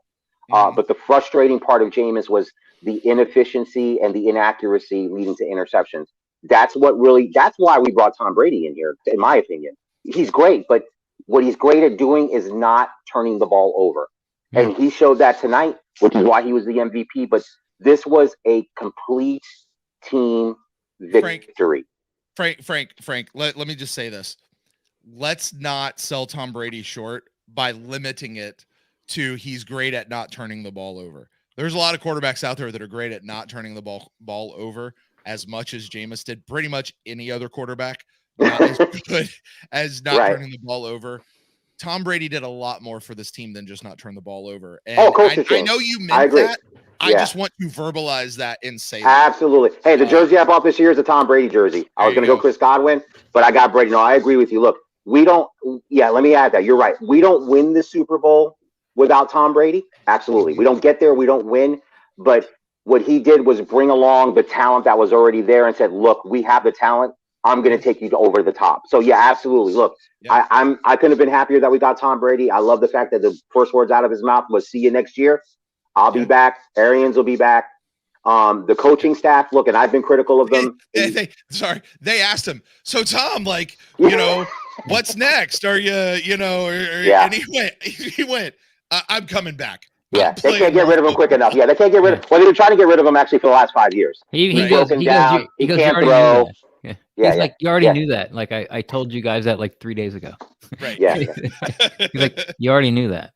It's that hopeful hope that I know people have that hate Tom Brady, that he's going to be hanging it up. So, you know what? Yeah. I will say it again. I hated Tom Brady for 20 years until he came to this team. And guys, the Brady effect is real. Oh, it's real. Absolutely real. And, I go back to when they were talking about what to do with quarterback this particular year, because Jameis was out of contract, right? Fully out of contract. And look, mark my words. if Tom Brady didn't shake loose, Jameis Winston would have been the quarterback here for the Tampa Bay Buccaneers. It wasn't going to be anybody else. It was Brady or Jameis. That was the choice. Right. And I thought it was going to be, without Brady coming, I thought it was going to be Jameis or blow this thing up. Like, I was really putting my mindset, like, maybe it's time to blow this up. Jameis is not getting us where we need to go. Let him go. Let's blow it up and just try to build and become a great team in the future. Right. So the fact that Brady became available was a miracle. Was great and expected. But he came excited. But, you know, I'll go back to what I wanted. Brandon, you and I had those conversations. What do you want from the next quarterback? Right. The thing I wanted most was longevity. I wanted that spot to be solid. We wanted our Breeze. We wanted our Brady. We wanted our Aaron Rodgers. We wanted our Phillip Rivers. Yeah. And I said it and I meant it. Look, trade every single draft pick we have and go get Joe Burrows, if that's the case. You know, like, I don't care what it is, because I knew we had everybody else. And then I sat back and I went, except for if this is a playoff team, a Super Bowl team right now, Mike Evans, Ali Marpet, Levante David, Shaq Barrett, JPP, all you go down like Chris Godwin, Cam Brate in there, OJ Howard at the time before he got injured, Vita Vea. If this is a playoff team right now, if they honestly look themselves in the mirror and say, this team can win, we just need a quarterback who's not going to turn the ball over and who can come in and lead this team. And they went and got that. Then go get that guy for a year or two. Let's go get another Lombardi. And then we'll talk about what happens after that in a couple of years. But let's get it right now. And you know what? They went with that choice. And I'm so glad they did. Me too. I'm glad they did. Buccaneers, Frank, say it with me, are the Super Bowl champions. Going to the ship. I love it. Frank, I love it, used Frank. to like you. I know you did. I had to do it. Look, this is Brent's last show. I couldn't go without that. I love it. Play it, Brad. Play it. Play it, buddy. We going to the ship. We going to the ship. We going to the ship. From the day we signed Tom Brady, it's been my refrain. Much too. Sorry, Ren. That never gets old. That never gets old. Say it, Frank. Say it. Say it again. Never gets old. Frank, I'm gonna let you go. We got Big Fudge here lining up, and he's been waiting. Absolutely. And Brent, thanks for everything, buddy. I know this is the last show, and I'm glad I could get on. Thank you for everything. And Ren, I know you're gonna kick ass when you take over, but we're gonna miss you a lot, Brent. Thanks, brother. I appreciate it. Definitely appreciate it. All right, Ren, let's go ahead and get him in here because I got somebody downstairs waiting on me. I got somebody downstairs waiting on me, and I gotta go see her. Fudge, talk to us, buddy. What's going on, man? Such a great day. Oh, there's nothing more important than bringing home a Lombardi. It's more important to even bringing home children. This is a great day. This is amazing. Did you just say it's more important than bringing home a kid? Well, I don't have any, so yeah. I don't either. Yeah, see, so but I'm not gonna die on that hill. If you're talking about little baby goats, I would agree. We could bring home a kid. Yeah, this was the kid versus the goat. So you know what? That's what I meant, everybody, not actual. But I will say this, Big Fudge, as a guy who's been through that a few times. Yeah. This is a whole lot more joyful because I got to tell you, bringing that kid home, you're exhausted, you're tired. You're overwhelmed with everything and not in a good way. And you haven't slept in 4 days. Hey, you'll be broke for 18 years. So that works out. This is better than that. I would say this is better than bringing the kid home. I will say. I like this. This is a beautiful game, man. The defense, they put it on these boys, man. Wow, didn't they? Listening to all the analysts that was like, there's no way you can stop the Chiefs. Like, well, if you think about the last 3 quarters of that game in Week 12, they did a pretty good job. They just jumped on them quickly with Tyreek Hill because Todd was being a little bit stubborn, but they adjusted. And man, I mean, a 3-point loss. Everybody's like, they took their foot off the gas. I was like, I don't think that was really the case 100% either. Like, you can't just discount what the Bucs did when they adjusted. But today, and the Chiefs is a team that doesn't take the foot off its gas. Like, did they beat somebody 51-9 this year or something like that? They'll be up 2 scores in the 4th, and they'll throw on first down because that's what the defense is giving them. Like, the Chiefs aren't a team that takes their foot off the gas. No. But the conversation definitely had to be made because it went from like a boat race to like, okay, like what happened to their offense? So, you know, just looking at the box score and like, oh, well, they're up so big, took their foot off the gas. So I understand the conversation, but you add it on to this game, it's like, well, maybe like no. Didn't seem the case. Did you guys think? I know you guys like me probably thought the Bucs were going to win, but did you think that they would keep Patty out of the end zone? Like, did you think that would happen? No. That I did not expect. I did not expect them to keep him out of the end zone. And like when they got to the fourth quarter, I was like, this guy's not going to score a touchdown today. I was hoping. I didn't tweet it out or anything. I didn't tweet anything, but I was in the Collide app room. Over 200 people in there. It was pretty cool. I was in there too. It was fun. Yeah, I saw you in there. I saw you in there. So, but I almost like, I didn't want to be that selfish fan where it's like, keep him out of the end as I kept driving late, like in the fourth, like I want the no touchdown shutout because they're playing a soft zone. And, when it was like 3rd and 33 and Tyreek Hill catches a ball 15 yards downfield and there's no one near him, like not even in the screen, and he gets another 13 yards, brings up 4th and 10 and ended up stopping him. Yeah. But that wouldn't have happened if it was a close game, obviously. Yeah. But yeah, like I don't think you could have found the most ardent Bucs fan, diehard, ridiculous, ride or die Bucs fan who think every player that's been in a Bucs uniform belongs in the Hall of Fame would have taken a bet and saying, "Oh, we'll keep the Chiefs out of the end zone. We'll shut them out." Yeah, no, I wouldn't have taken that bet either. But I mean, it was just a beautiful game. I'm glad that Mike Evans and Levante David got the chip. Like they stuck around through bad years. They didn't complain. Mike reworked his contract. They could have easily requested a trade to another team, but nope. They stuck with it. They were loyal, and now they finally got what they've been fighting and playing for all these years since high school. This is what you play for, and they finally got it. The Bulls are loyal, and it paid off. Yeah, and I want to throw into that, quite frankly, Ali Marpet and Donovan Smith. Golston too. Golston, yes. Yeah. And Golston, absolutely. Yeah. Will Golston. Oh my, did you see Will Golston getting after Mahomes on that last little bit? I was so glad to see that. But I mean, those guys too who've been around, and look, Donovan Smith has taken his fair share of crap, and he's deserved a lot of it.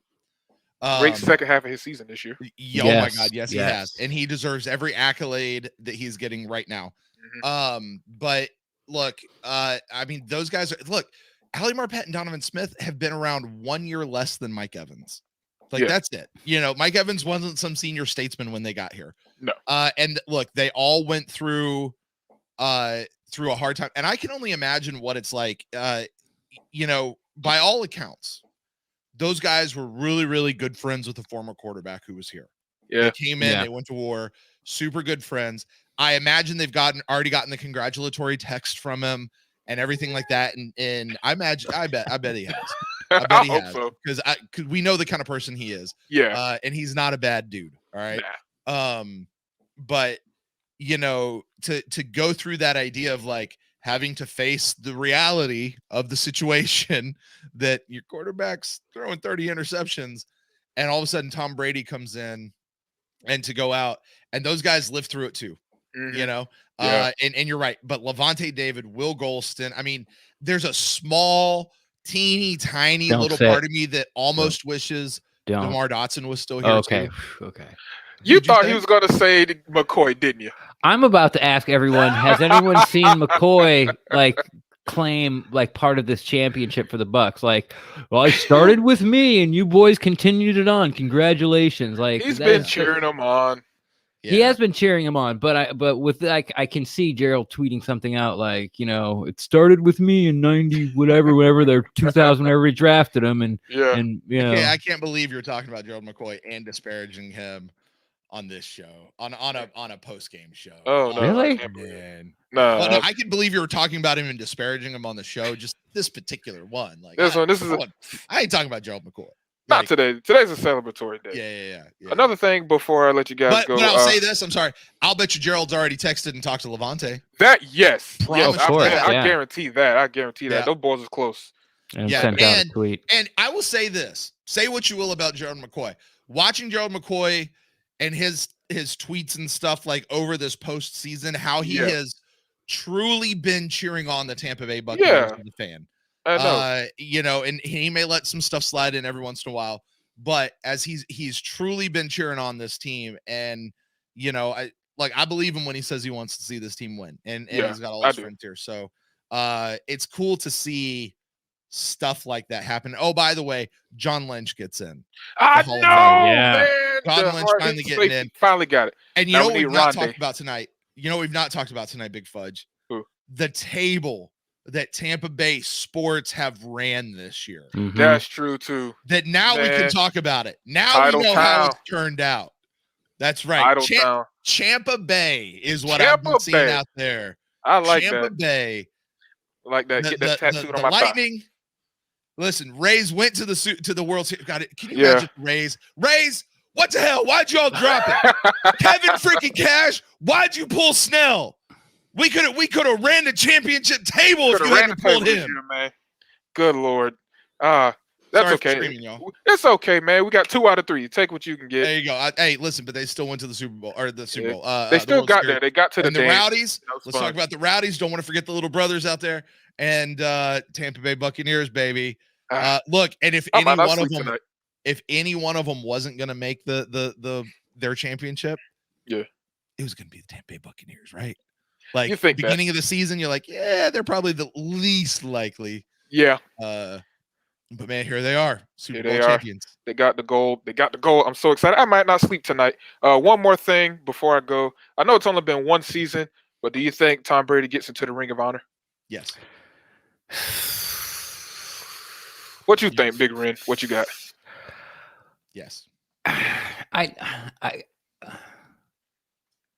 don't know. Right now I'm saying no. But I understand what a Super Bowl brings to it, but like I think it's like if I was a Broncos fan, I'd be upset John Lynch is in the Ring of Honor. He only played there for 4 years. They didn't win a Super Bowl while he was there. I can see that. You know, so and I'm just kind of like that guy. He got in the Broncos Ring of Honor because they were trying to make a push for his Hall of Fame bid. Yes, exactly. He's a really nice guy, and he had, he might have made a Pro Bowl every 4 years he was there. Mm-hmm. But yes, it was a PR move, to get him, to add status, I'm one of the only players that's in 2 Ring of Honors because I'm a safety and I don't have the stats as all the other safeties in the Hall of Fame. So I need some other stuff. Anyway, I think fans, especially after tonight, would think that he's deserving, or there might be a lot of quick jumps to it. And I really don't want to make up my mind and this, be firm on this. I might be as fluid as water on this right now. But right now, I don't want to say I don't think he deserves it. I just don't think he's earned it. Because what if he gets one more? Yeah, you got to. Or if he at least gets to the dance, like if he gets him there but don't win it. If he wins 2, you got to. Okay. You got to. Because would John Gruden be in the Ring of Honor if he hadn't won the Super Bowl? No. No. He was a 500. He was a 500 coach. He was a 500 coach with the Bucks. He was under 500 without that year. Right. Yeah. But without that year to take out without that year. Yeah. I was gonna say I thought he was barely scraping above 500. He got in solely on his Super Bowl credentials. Let's face it. That's all it is. Right. Tom Brady's, and it's not Brad Johnson. Look, Brad Johnson did not do for this team what Tom Brady has done for this team. Sorry, he just didn't. No, all respect to Brad Johnson. He just didn't. What about JPP? Does JPP make it? I think JPP's him and all 7 fingers. About. Yeah, he can get it.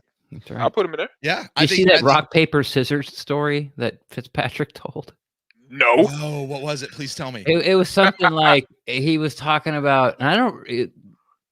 They were like, say a funny, Radio Row, and everybody and their moms on the radio during this week or these 2 weeks, and Fitzpatrick was talking about as a Buccaneer, and someone told him to tell a funny, I don't know if it was a funny story or a funny JPP story, and they were like basically doing paper, scissors, rocks for money. They're just throwing just throwing the pot down and going around, and Fitzpatrick said. JPP came over and wanted to start playing, but realized that he was using his hand without enough fingers, so he could only do paper.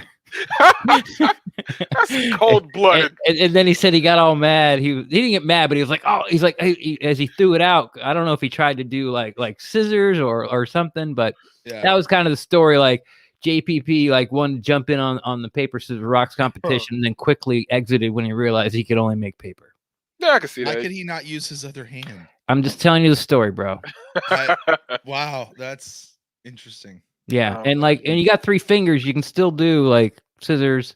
Yeah, and you can I'll still do scissors or at least you can like still, a half you, thing. you Wait, can still but do rock. is it these 2 fingers that he I think has? it is his thumb and part of his index. Is it like he probably could do something like that? Like that? That'd be hard. Yeah, a little bit. I don't know what fingers. Like he a has. spaceship, though. I don't know what you got going on. You know what I love? JPP a couple weeks ago, somebody tweeted something, and his response was, or they were tweeting like how good he's been, and he went, "Yeah, imagine what I could do if I had all 10 fingers." He actually said great. It was such a great response. He actually said people looks at his hand and he'll show it to him in public. He's like, "You want to look at it?"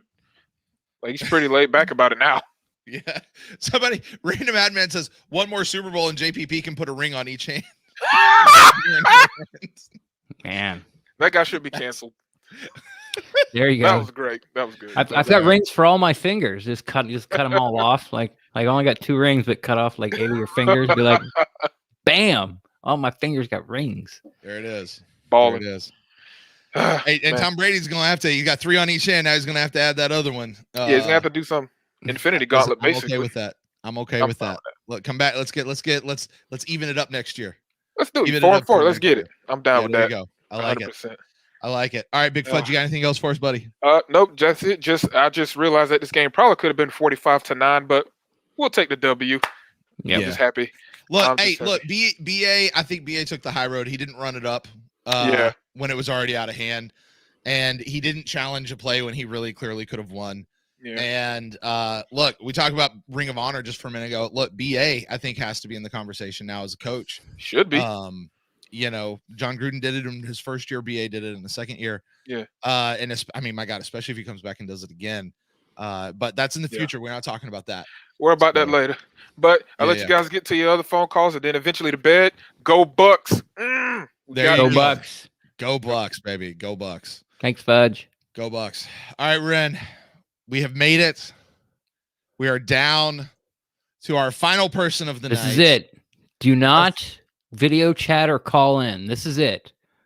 Yes. We're ending it with a duo. Yes. It looks like the Batman and Robin. Our one of our favorite guests of all time. Of course, I'm talking about none other than Mrs. Prime. What's up, Mrs. Prime? Push him out of the way. You come in and talk to us. There it is. Hey, that's the wrong team, though. She got a Patriots Brady jersey. That's the wrong team. That is Prime. That is. Push her out of the way, buddy. She's an old school Patriots fan. Listen. Yeah, but look at her shirt Brady though. fan. She's wearing a Buck shirt. She's good. Yes. You know how long I've been. We got this shirt for her when we went to a game. Was it 2 years ago? It was 2 We went to a game in Tampa like 2 years ago, and I got this shirt for her, and she was like, "I'm a Patriots fan. I'm never gonna wear it." And so when I got home from work today, she had it on. I was like, "It's about fucking time." Like 2 years, baby. Now I'm gonna win. Oh, now you're putting it on. Right? Yeah. Take what you can get. I told her I wanted to hop on with me, and she was like, "I'm bringing my Brady jersey." All right, Fair enough. well, Fair all enough. right. Everyone has to know. Yeah. Listen, there is Prime. Look, we have been to enough games. I've been to enough games around this league. It doesn't matter what 2 teams are playing. There is always somebody like Mrs. Prime with the Tom Brady jersey in the stands. There's always somebody. He's that dude. He that guy. Yeah. He just is, man. Look, and tonight, and I know y'all have been on here for forever. Tonight, I think, and just this whole season, we got to see why he's that dude. Mm-hmm. Like, this team has played. I was telling a friend, I'm like, yo, yeah, we got some new draft picks on here, but this team is essentially the same team that went 7-9, that Winston, we couldn't get to the playoffs, right? That's what I've been saying, Prime. Absolutely. Preach it, brother. It's largely the same team. And so he came into the building and people just play differently. They just believe that they can win. They just believe that I don't care what's going on. 12 is on the sideline. If 12 is on the sideline, we got this. right? You know what I saw tonight? You know what I saw tonight in tonight's game that I thought was a great example of that? What's that? There's a shot after they had just scored a touchdown. The Bucs were up, I don't know, 2 scores at this point, something like that. Like, it wasn't super close. Yeah, you know? Maybe second quarter, somewhere around there. And Tom Brady's over on the sideline, and he, like, if they just capture this moment, it almost looks like he's crying. Like it's been just a bad day. Like, it would have been one of those. Like, he just sort of had his head down, and he was just and then you realize, like, he's doing whatever in his head. You know what I mean? He's going through his process. You know what he wasn't doing? Well, he wasn't over there yucking it up on the sideline. You know what I mean? He wasn't over there beating his chest. He wasn't over, like, he was in game mode. Yeah. All the way.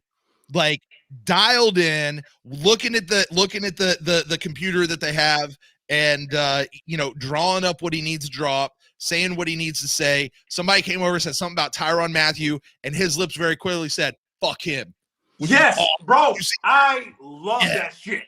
Oh, he went, "Fuck him."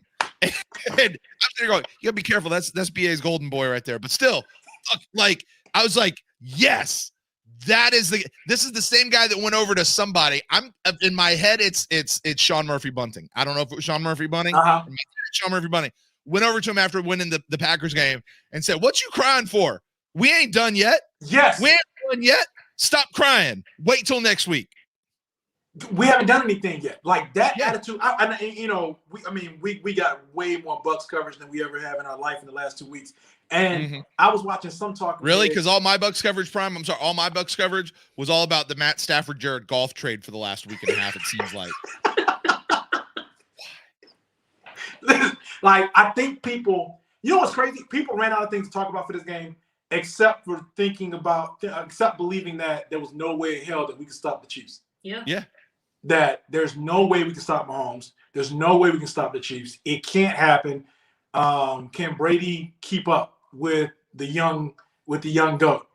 And maybe somebody said this earlier, but here's my question. Do y'all think that that Todd Bowles during the regular season just straight up, like, if we use the Chiefs game and the Saints game regular season, we would all argue that he played literally the exact wrong defenses. Yeah. For both of those games. Yeah. Yes. Oh, you want to play the Chiefs? Let's go single high, put Tyreek Hill man to man. Give him 10-yard cushions everywhere. Yeah. Saints cushions everywhere. He can't throw 20 yards. How about we back 12 yards off the line? Cushions everywhere, slant routes for days. And then we get to the playoffs, and the defense, even before Vea came back, looks entirely different. Yeah. The schemes are perfect. They're exactly what you need. They attack when they need to attack. They sit back. And I'm like, yo, did Bowles just play long game here and go, I'm not about to open up the playbook against you here in the regular season. I'm going to see you. I don't think he did, but it's such a question. Like, you gotta wonder. I don't think he did. It's such a 180 that, that's kind of like one of those crazy fan theories, like after we lost to the Saints, oh, well, we're going to see him in the playoffs. And, kind of like what the Chiefs are going to be doing tomorrow. Oh, 2 no left tackles and Patrick's toe and the refs like that's what you're going to hear. So I really get it. But if you look back at it against the Saints, like, the division was up for grabs that night. Like, we had just beat the Packers, and, like, the number 1 playoff position, the first round bye was up. So are you going to tell me that you're going to can that or not put out, or at least not put out your best effort because you're saving it for later? I mean, it's so hard to like, I can't believe that actually is a thing, Listen, because what if it doesn't work? Now you've thrown away 2 wins. The logic, the everything in me logically agrees with you, right? But the part that messes with me is the fact that they were so bad and then they were so good. He did not forget how to call a game, and there's no way he thought Carlton Davis should be man up, single high against Tyreek Hill for 206 yards. Yeah. All of us know it shouldn't happen. He of course knows it shouldn't happen, yet he did it. And And then when you look at, like you said, the 180 is so stark. Yeah. With both of those games, it is such a, you would not think those Bucks teams were the same teams. Right. So it's like, okay, but what were you doing? And I know, and here's what I do know, that offensive coordinators do hold, you've heard them say, like, yeah, there are certain things that we won't show until way late in the season or the playoffs. Right. Because I don't want that look on film. So when we use it, you've never seen it before. So it's just, I don't know. I understand it doesn't make sense, but I don't what I see on the field also doesn't make sense. I'm with you. You know, I just think that the buy-in's too great for the payoff, that the buy-in doesn't even guarantee. And also, let's be honest, like, this started after the Chiefs game. Then we had the bye week, and the defensive change started then. That's really when it started. And so did the offensive change. So the bye week really, really helped. But again, you think about like Todd Bowles, like you said, like, didn't forget how to coach.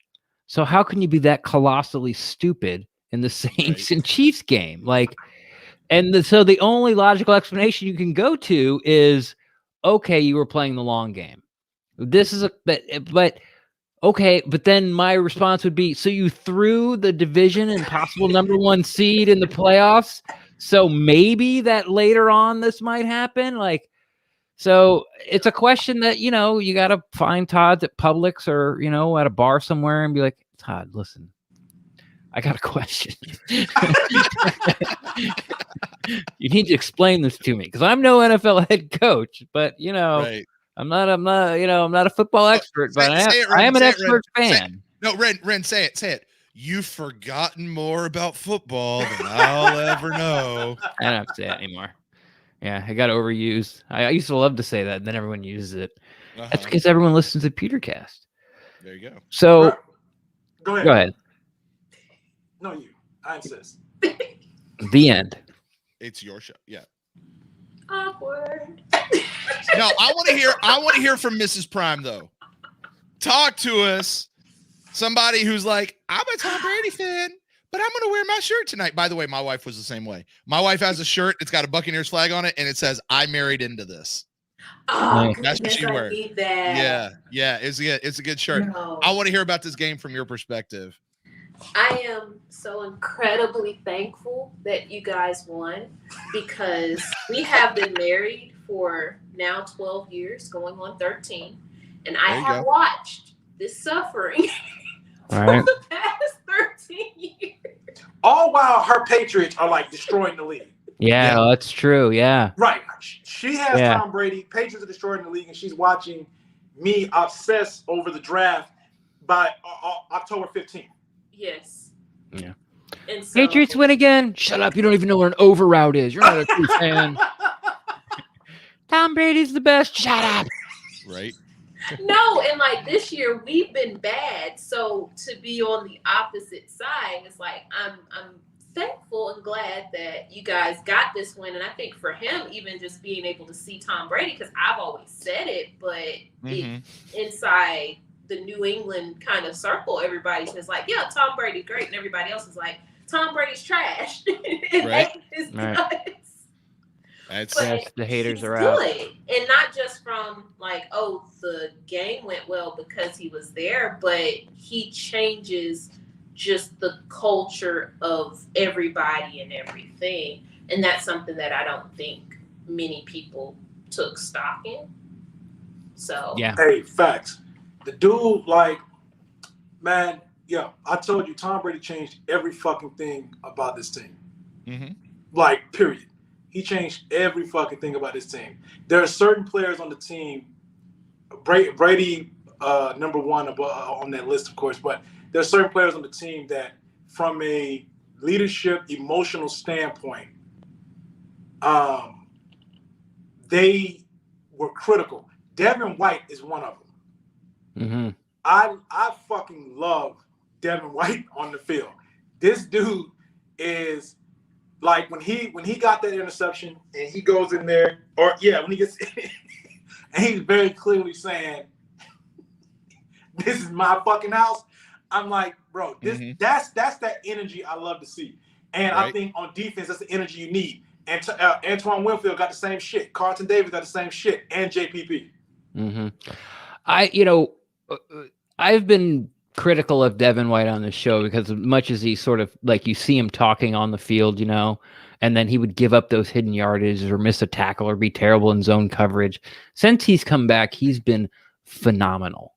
And I know people keep talking about his leadership skills, and I never really saw it, but I saw a clip today when him and Tom were walking off the field at Lambeau, and they both were saying, like, Tom's like, good game, and he's like, and Devin White looks at him and goes, we're not done yet, and he goes, yeah, you're right, and he's like, you're goddamn right, we're right, and it's like, oh, he's the same guy. Yes, and we have him at 22. Like, it's like it wasn't Tom Brady having to lead Devin White; it was Tom Brady and Devin White shoulder to shoulder going the same way. And I was like, okay, now I get it. Okay, now I got it. So yeah, he has played. I was going to say he's played almost flawless ball since he got back, but I don't know if that's true or not. But you on defense, you're never flawless because you're giving up yards, right? But right. From as a defender, man, if somebody gave you these last 5 games of Devin White, and said, this is the guy, and you're going to draft him at 5. You say, give me that shit every day of the week. Yeah. Right? Yeah. He's worth it. Yeah. This guy, he is that dude, bro. When he's on, and wherever that clip is, at the Saints game, he said, and he's like, yo, I'm finna put the dag in him. And then he did. And then he did.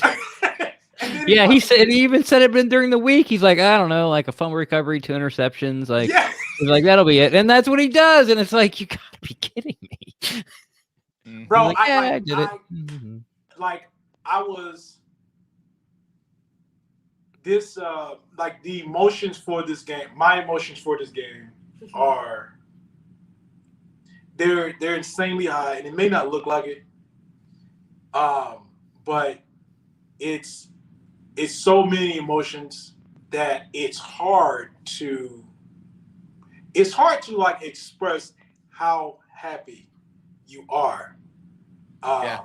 And man, I let out more curse words when Antoine Winfield threw up the deuces to Tyreek Hill than at any point in the game, because I was sick and tired of hearing for the last 2 weeks how we could not hang with the Chiefs at all. And I know the defense was sick and tired of hearing that shit. Yeah. And I mean, he did it, and I was like, huh. And then they threw the flag, and I was like, oh. And then I looked at the score and looked at the time, and I went, huh. I was like, yeah, that's what you get. And then they showed him on the sidelines, and everyone's like giving him daps and doing all the handshake. No one was mad at him. No one was tapping him on the head like, it's okay, we need you later. Like, stay in the game. Like if somebody missed a kick or something, they're like, yeah, you did that, and that's what that son of a bitch deserves. Like, bro, he backflipped into our fucking end zone. You weren't here yet. I said that at the beginning, when Tony Romo, and we're just kind of nitpicking now, but when Tony Romo's like, you don't kick a guy when he's down. Get the fuck out of here with that shit, man. Yeah, the dude just backflipped, like going up 17-0. Like, and then listen, and then when Tyreek Hill, who's fucking amazing, is flying down the field and throwing up the deuces as he flies by your ass, and you feel like you're in fucking molasses. Nobody says like, I'm not really feeling that. That's not. He's such a great player. He does that shit all the fucking time. So when you hold his ass to like 60 fucking yards, whatever fuck he had, but regardless, you just lost the goddamn Super Bowl. So when you hold his ass, you earn the right to talk your shit. Talk your shit. Into the game. We got Tom Brady. You can't do shit about it. Y'all are fucked. Our defensive line is fucking destroying your quarterback. I thought it was going to kill Patrick Mahomes. I literally at one point said, y'all need to take this motherfucker out the game. I thought so too. Yeah, you've got this guy for 10 years. Take him out. You don't, because he couldn't move. He was limping around the field. Yeah, like I get it. Look, the game's done, and look, I'm all for you. Football players, you got to play to the end. I'm all for that. The man was visibly hurt, and he is your franchise. Yeah. He is your franchise. Yes. And then when you add in, I'll say also, if you're going to get, and people might be like, but regardless, if you're going to get a roughing the passer penalty, that's when you do it. That's how you get that shit, right? You don't get the little tap on the head or whatever the fuck. Yeah. If you're going to get it, when I saw the pass, I said, oh, that's 15 yards, but I'll take it. They fucking folded this dude. Yeah. Hey, did you see the coaches going up to Antoine Winfield like on the sideline after that? They were all giving him the tap like, you okay? It's all good. It's fine. Think about like defense is so much emotion. It's discipline. It's emotion, knowing your fucking keys. But a lot of it is defenders feed off of emotion, good and bad. Yeah. And so, again, I think Shaq said in his press conference, and he said, we kept hearing over and over again that we can't hang with them. We can't hang with Tyreek Hill. We remember what he did and what they did when they last time we played him. Yeah. Oh, so when he threw the deuces, and we all felt that shit. Yeah. Yeah, there's like I said earlier in like at the beginning of the show, it's like Antoine Winfield, I just wish he knew how to do a backflip instead of the deuces.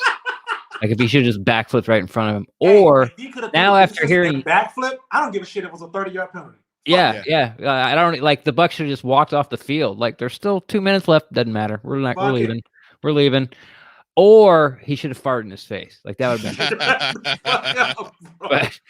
been. But Devin White tried to fold Mahomes in half. Yes. On that, yeah. Because they called it on JPP, and it's like, what did JPP do? Devin White damn near broke Mahomes' neck. Yeah. Mahomes is like has his head back and he's like did you see his face? His chin strap is up near his nose and he's trying to tell the ref they're hitting me in the head. And Devin White just rubbing his forearm all the way up his face. What'd you say? I said it was sad. It was sad. Yeah. It was sad. Yeah. That's assault. I was not sad. Look, you gonna play this game. You gonna play a man-sized game. You gotta take a man-sized beating sometimes. That's the way it goes. Hey, listen. And Devin White is here to give that to you. But like Patrick Mahomes is so hard to get down, so hard to get to. Yeah. That you get that opportunity, fuck it, man. Fold his ass. Yeah. Fold his ass within the rules. Take your 15. Take your 15-yard penalty, right? And be cool. He gonna feel that shit longer than we gonna feel these 15 yards. Yeah. And look. Let's just say this right now. You're gonna come into Ray J. Okay, you're gonna come into our house. All right, I'm gonna beat my chest as a fan here, right? You can come in our house and you're gonna do something like backflip into our end zone, or you gonna go over and do whatever the fuck it was that Aaron Rodgers did when he was here. Yeah, the pump. Yeah. The waist pump, whatever. We gonna get it back. You come over here and disrespect our place like that. Oh, Cam Jordan. Oh, what was it? Wasn't it Cam Jordan earlier this year who said, hey, there's not going to be any fans in the stands at whatever? And he's like, oh, so it's like a typical game at Ray J. Yeah, and then remember, good Cam burn. Jordan is also the one who, when Donovan Smith got his contract, was like, oh, he literally quote tweeted that shit to say, oh, yeah, my food is set for the next 3 years. Right. Like, that's why when I don't feel any sympathy. Fuck every last one of them. Yeah. Fuck every last one of them. Fuck Aaron Rodgers. Yeah. Fuck Tyreek Hill. Fuck the whole Chiefs defense. Fuck all of them except Patrick Mahomes because he don't run his goddamn mouth and he can ball. Yeah. Right? But all of them other, man, fuck all of them. And I mean that. I mean that from my heart. I feel no sympathy. Can you please throw Sean Payton into that as well? Oh, man, no. Fuck Sean Payton. There you like, go. with like, there isn't a coach I dislike more than Catface. Catface. Not one. I know what that means. I fucking hate Catface. I can't stand that dude. I cannot stand that team. Yeah. So beating them and having his face pinch up like that, listen, it does something good to my soul. You understand? And please say Catface. Is that a star? They make jewelry now that you hang on the cat's tail and it does a little bedazzle. Yeah. Over the star, yeah. That's fun. So you don't have to look at it all day long. Hey, he can put one of them motherfuckers on the middle of his head, his face now. Yeah, and just hang it from his nose. Mother Teresa, was she good with her? Are we hey, listen, Mother Teresa's good, bro. Okay, no fuck Mother Teresa. Yeah, no. You know what I'm saying? No. I was just trying to see where you were at, man. you were on a roll. I just wanted is there no bounds? I'm with what Brent, the energy that Brent is talking about. I'm with that. When you're talking about, it's one thing to come in to your team's home and just play a damn good game. Yeah. It's another fucking thing when people run their mouths, when they get fucking disrespectful because they feel like, yo, it's the same Tampa Bay team before, like Jordan said, like different ones said, like, oh no, this is the same team we played before. Okay, all right. So come down here, see this team in the playoffs. The defense is gonna beat the fuck out you. You're gonna earn every goddamn yard that you get. And to the point that our safety will break his goddamn shoulder just to knock your dude out the game. Yep. Like this is what it's gonna be. It's gonna be that hard of a game. So you're gonna earn this fucking win. And if you think you can win it, you're gonna, by the time we're done, you're gonna respect this goddamn team. But chances are you're not gonna win, right? Because the offense is loaded. Tom Brady's on the other side. So this is where I get pissed off with the disrespect that these other teams show, as if this team was not 11-5, like it was an accidental 11-5 and shit. Right. That's bullshit. We went through Drew Brees, Aaron Rodgers, then fucking Patrick Mahomes to get that ring. Yeah.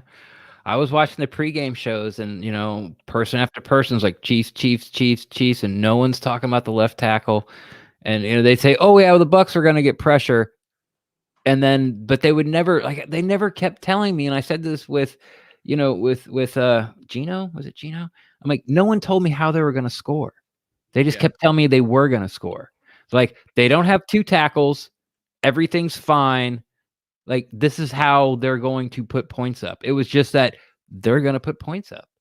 And it's like, did you just not watch them play Atlanta like a couple like a handful of weeks ago? Like, did you not watch them like struggle with Buffalo? Like, do you not watch what's going on? And it was just that, Andy Reid's a great coach. He's been close to many times. Now he finally has got his quarterback, and the Chiefs hadn't lost in like 16 months, or only had one loss in like the past 16 months. Yeah.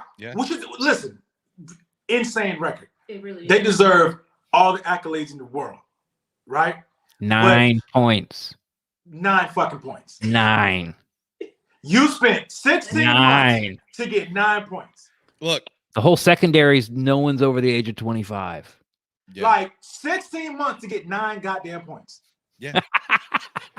You literally went through fucking COVID to get 9 points. Yeah. The only one who scored was the kicker.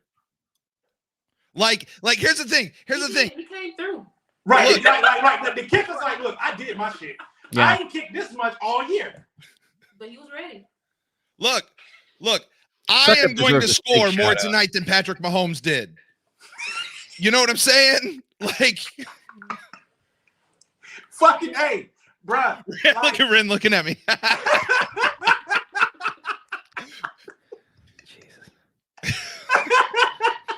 Like, that's why. That's my cat face. But it's true. Like, my God, the man just you're not wrong. 9 points. 9. It's the Ferris Bueller Super Bowl. Hey, pop quiz. Times. Listen, you know how I really knew Tampa Bay was going to win this and it was going to be big? Was when I sat back and I realized this. Tampa Bay has averaged over 34 points a game this year. All right? Tampa Bay has not scored under 30 points like very often at all, and not in a long time. I want to say the Bears. The bye week. Since the bye week. No, I don't. Yeah, we didn't score 30 against the Chiefs. I don't know any other game. We didn't score 30 against the Chiefs. Yeah, but then you go back behind that and the number of other times we have scored up and over that. But here's the thing. Can you tell me the last time that a team scored more than 30 points on the Tampa Bay Buccaneers this year? Chargers? Nope. Did no one score 30 points? Yeah, they did. It happened. The Saints. That second Saints game. 38. The embarrassed week 9. Since week 9, nobody scored more than 30 points. The Buccaneers have been scoring well over 30 points the whole time. That is a hell of a run. That's a hell of a stat. This is not momentum coming off of a bye week through 4 very weak teams. This is momentum that goes all the way back to the midpoint of the season. And it goes through goddamn playoff teams. Mm-hmm. This motherfucker said the streaker got more yards than Mahomes. God damn. God damn. Good one, Lamar. I'm sorry. For those of you listening to the podcast also later, true. Somebody just commented in the chat and ran through it up. The streaker got more yards than Patrick Mahomes. It's true. So I wish I would have saw that. They seemed very impressed. 16 months just to come down here and get outgained by a fucking streaker. It's a waste of y'all. Like, look, y'all wasted y'all whole goddamn year. I did not think that it was going to be as far a part of a game that it was. I didn't think that was going to happen. I didn't think. I thought when I said 2 scores, y'all, I really meant like 9 to 11, maybe 12 points. Like I didn't even think it'd be 14. You know, and we left points on the field. They did. Yeah. They really did. But I said 2 scores, but I did not think it was going to be that close. I thought it was going to be like a 35 to 20 something game. The closest game all year to this game is, I think, the first Packers game. Yeah. Where the defense completely outclassed a Hall of Fame quarterback. Yeah. That flat out, they just made him look. Not everything that everybody said leading up, none of that shit applied. Yep. Yeah, but don't forget. I mean, listen. I'm actually gonna watch ESPN tomorrow. I haven't watched ESPN in like 5 years. Oh, listen. Let me tell you something. I got clients I got to see tomorrow, but I'm taking some time off because there are certain people I just got to see what the fuck you gonna say. I need to see this shit come out your mouth. You know what I'm saying? Yeah. I need to see it for myself, right? So yeah, I'm gonna be right there with you. I'm watching ESPN. I don't even fucking watch ESPN, but I'm watching ESPN. I want all that shit. I want all the fucking smoke from everybody, and I want to hear Steve Smith say something else as well. Say it. Come on. I really want to hear Steve Smith. You remember Steve Smith was the one talking about, hey, the Bucs are gonna get run. They're gonna get to the playoffs. They're gonna get bounced. Yeah. He never got a fucking ring, right? So you shut the fuck up. Realize that, you never had a Brady. That's why you ain't got a goddamn ring. Shut the fuck up. Sit back and enjoy this shit. Just like everybody else is. Go along for the ride and quit popping off with these silly ass comments.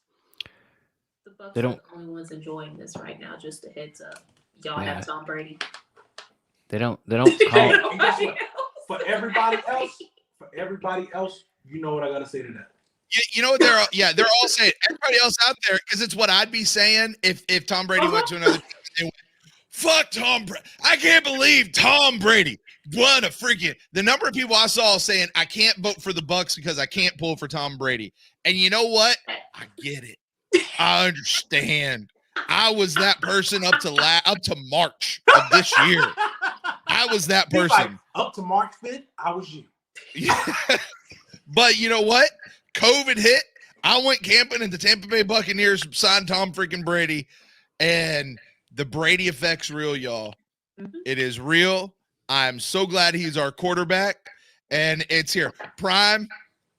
Buddy, look, they don't call him Prime for nothing because like Amazon, look, I gotta get going because I gotta go. But and from looks of it, you two gotta go too. So let's wrap this up. Talk to me and let's put a bow on this one, buddy. Man, look, one year's been awesome. Year with you guys has been fucking phenomenal, man. I appreciate y'all so much for hosting this joint every fucking week. And even it's like right now, y'all been doing this shit for 2 hours, man. So I appreciate it. I know people have said it, but I truly, truly appreciate it, man. We really do, all of us, right? Thank y'all. I don't know when your final show is or whatever. I'll tell you, this is how it's gonna work. In a couple of days, maybe a week or so, because we gotta get some shit together. We're gonna have the PewterCast Award nomination show. Okay. We'll open up the voting. It's probably going to be open for about 2 weeks this year. It's about a week less than normal. And then we'll have the PewterCast Awards show, and that'll be it. That's the Ren's like, finally get his ass out of here. I hope that when y'all, and it's y'all show, I hope that we get the opportunity on whenever that final show is to call in and send you off.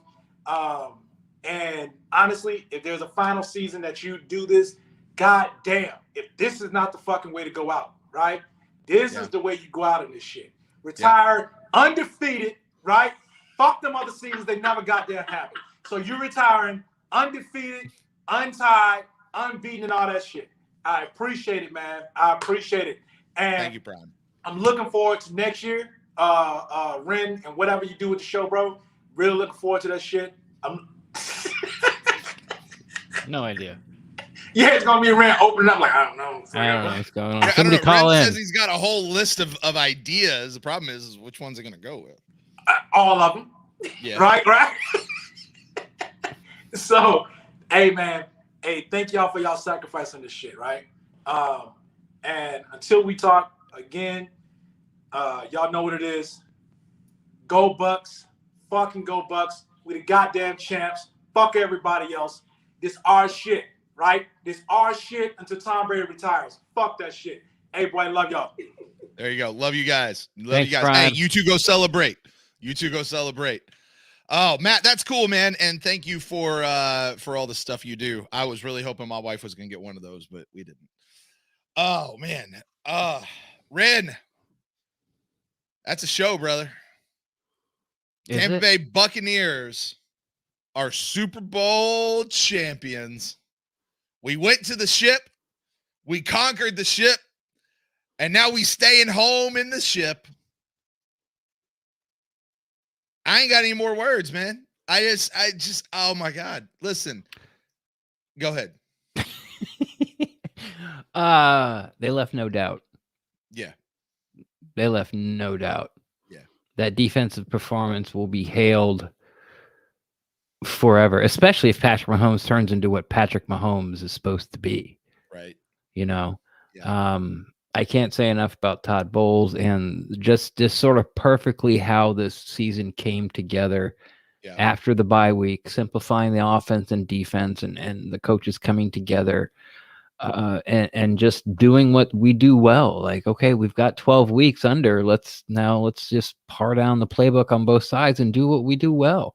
Mm-hmm. And I can't say enough for Todd Bowles. The defensive schemes were after the Washington football team wasn't the best defensive scheme, but I understand why he did it, and I think Heineke just sort of played out of his mind there. But man, the way the defense, you know, like the defense really won those other two games. It's kind of hard to say the defense won this game because the offense played well. And then with the Chiefs with a lot of key penalties, but man, I don't know if they played a whole nother, just kept going. I don't know if the Chiefs ever get into the end zone. Yeah. Like it was that dominant. It wasn't like lucky this and lucky that or a drop here. It was, I mean, because the Chiefs got down there, like they put a couple of drives together and got in the red zone, and then it was like, no, sorry. You know, there were times where I thought, yeah, the defense just moved into a prevent defense. You know what I mean? Like, yeah, they'll score a touchdown. They'll get one here, but it's not going to matter because there's just not enough time. Like, they're not going to get the ball back. We're up 4 scores at this point, 3 scores.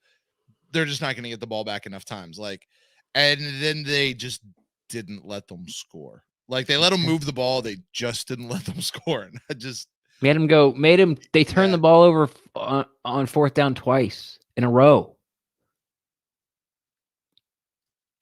You know, and Jamie then in the chat room says this: Brent and Ren, I love you guys, and you are the only people I know that called a double-digit score. Damn fucking straight. I didn't listen to everybody else this week, Ren. I don't know about you. I didn't listen to everybody else out there. But look, you and I, when we went on our Friday show this week, and you said double digits. 10 or more. And I said 2 scores, which could be 9, but whatever. Could be 6, carrying to Wash. Could have been 4. Right. No. You and I had not discussed that beforehand. No. That was not a, you and I had come to an agreement on something, or one person convinced the other. That was something that was completely independent of each other, that we had both come to that same conclusion. And fuck, I don't even know what. We told you. I told you. Sure. Nanny boo boo. I told you. I did have a couple of people DM me on Twitter and were like, dude, I thought you were full shit. Like I was calling you a dummy as I was listening to the pod, yeah. The Friday pod. And I was like, well, glad I could help. Thank you for, telling me that I was right, and I appreciate it. Thanks for listening. But yeah, I mean, I gave Kansas City 24 points. Like, I'm like, they're going to score. I think like they're topping out at 24. I really wanted to say 17, but a turnover, a pick six, a scoop and score, one missed tackle on Hill, and that can go 99 yards, So I was kind of like letting, that creep in to get to 24. But man, like I was too afraid to say 17, and they only put up 9. Yeah. 9. Yeah. And they had to go for it on a bunch of times. And Pat Mahomes is lucky that he didn't have 8 sacks, and lucky he didn't have like 10 interceptions. Yeah. He was just throwing the ball because he had to. He had to make something happen. He would have eaten that ball so many times. Yeah. If this was just not the Super Bowl. Yeah. Or the playoffs, or even it was just like week 4 when we played in week 11. Like it would have been even worse of an ass beating. So, I mean, kudos to everybody. We haven't talked about Ryan Suckup. I thought that 52-yarder was super clutch. Keep the momentum going. Absolutely. What a saving grace he's been this year. I was going to say, let's talk about that for just a second, just as we kind of, I guess, think about the year as a whole. It's one thing to not have somebody come in and throw 30 interceptions. Even if 14 of them weren't his fault, it's still whatever. It's one thing to not have that. It's a whole other thing to have a kicker who can just make his kicks. Yeah, exactly. Like the number of times that we have watched over the last couple of years, the momentum shift on a game on a missed kick, or that they lost by a missed kick, or by you'd add up the missed points. Or 3 missed kicks. Yeah, you'd add up those and you go, wow, we lost by 9, and that was the points right there. Or we lost by 8, and if we made the kicks, we would have won. Or an extra point, and you keep chasing it, and you missed a 2-point conversion because you're chasing it early, and and then you miss a field goal later. So now that's, it's just like, Yeah. So I mean, Ryan Suckup. Look, I don't think there's any question Tom Brady is probably going to win Free Agent of the Year this year, but Ryan Suckup. I mean, if we could kind of set Tom Brady on a shelf and say we can't touch him, let's pick somebody else. Just why he doesn't have every single MVP, and just like, well, I mean, Tom Brady, he did Tom Brady stuff, but it is Tom Brady, right? But Aaron Rodgers had a good year. Yeah, right. I think Ryan Suckup really should be in that conversation as Free Agent of the Year. Yeah, I'm with you. So and just to end up, I can't say enough about the defense, and we've all talked about it for 2+ hours now. The creativity on offense early in the red zone, and when they kind of needed to go to a play, I thought was really good. So I'm sorry, can I bounce on that real quick? Sure. One thing I liked that, and I've seen this over the last several weeks, but John Ledyard, I think it was John Ledyard, I don't know, one of those guys talked about this sort of like trying to diagnose what was wrong with the offense a little bit earlier in the year. And one of the things they talked about was there's no pre-snap motion of anything. Like there's like no motion. It just wasn't happening earlier in the year. So everybody set and then they went, and there was nothing that was trying to fool defenses and things like that. We did a lot more of that here in the last part of the year, and especially tonight, throwing people off. And I don't know where if that was just part of getting more familiar with what was going on. Playbook, Todd Bowles, or not Todd Bowles, but Byron Leftwich and Tom Brady and even BA and Tom Moore, like those guys looking together. And I mean, I don't know what Tom Moore does for this organization, what he brings in. I remember he smuggles in the cigarettes and the booze. Right. Like I remember watching him in training camp last year, And like he was just sitting there. Like every once in a while he'd say something to somebody, but I was like, what's he doing here? I don't get it. And I did hear this week that every week when they come in for their, they come in and they do, they have Monday and they watch the film and all that, and they have Tuesday off. Yeah. Wednesday, Tom Moore has a full game plan ready, and he hands it to Byron Leftwich, and Byron just does whatever he wants to do with it. Wow. But so Tuesday, Tom Moore has this. If I was the offensive coordinator, this is what I would do against this team this week, and it's ready Wednesday morning. Wow. And then he smokes cigarettes. And like he talks about the earliest people that arrive at like 4:30 in the morning, and Tom Moore's already been there for 2 hours or something like that. Yeah. The guy's like 90 something years old. Like he's the reason he's there is because he forgot where he lived and he never left. Oh, I see. Yeah. I see. So it's not that he's there early, he just never left. He just never leaves. They got a couch for him in his office, and he's afraid of his wife. I haven't been married that long, but I could see how that would happen eventually. I completely understand. Speaking of wives, Ren, bro, I'm trying to wrap it up. You wanted to jump in. Sorry. Let's go. Okay. I thought Ronald Jones did great. Of course, playoff Lenny continued. The offensive line, another, something we didn't talk enough about this 2.5 hours. They were phenomenal. We didn't even do skulls and swords because there's no skull. There's no skull. Yeah. Godwin and Evans barely showed up. Right. They won with Cambray, Leonard Fournette, and Gronk. That's what they did. Yeah. They beat the best team in football with those three guys. So everything was just, and I don't even know how to wrap the season, so I'm just going to go ahead and let you go ahead and, wrap this up for us. And I'm sure you have some thoughts that you've been rambling around and putting together. And I'm not even going to talk about where to find me and everything. Of course, there's, like Brent said, there's 2 more shows where we have the PewterCast nomination show or candidate show, and then finally the PewterCast awards. But go Bucks. So go ahead and take us out, Brent. Honestly, I don't have a whole lot of thoughts that I've been rolling around in my head because I've just been so focused on. Okay, well, you can find me then at Rendax. No,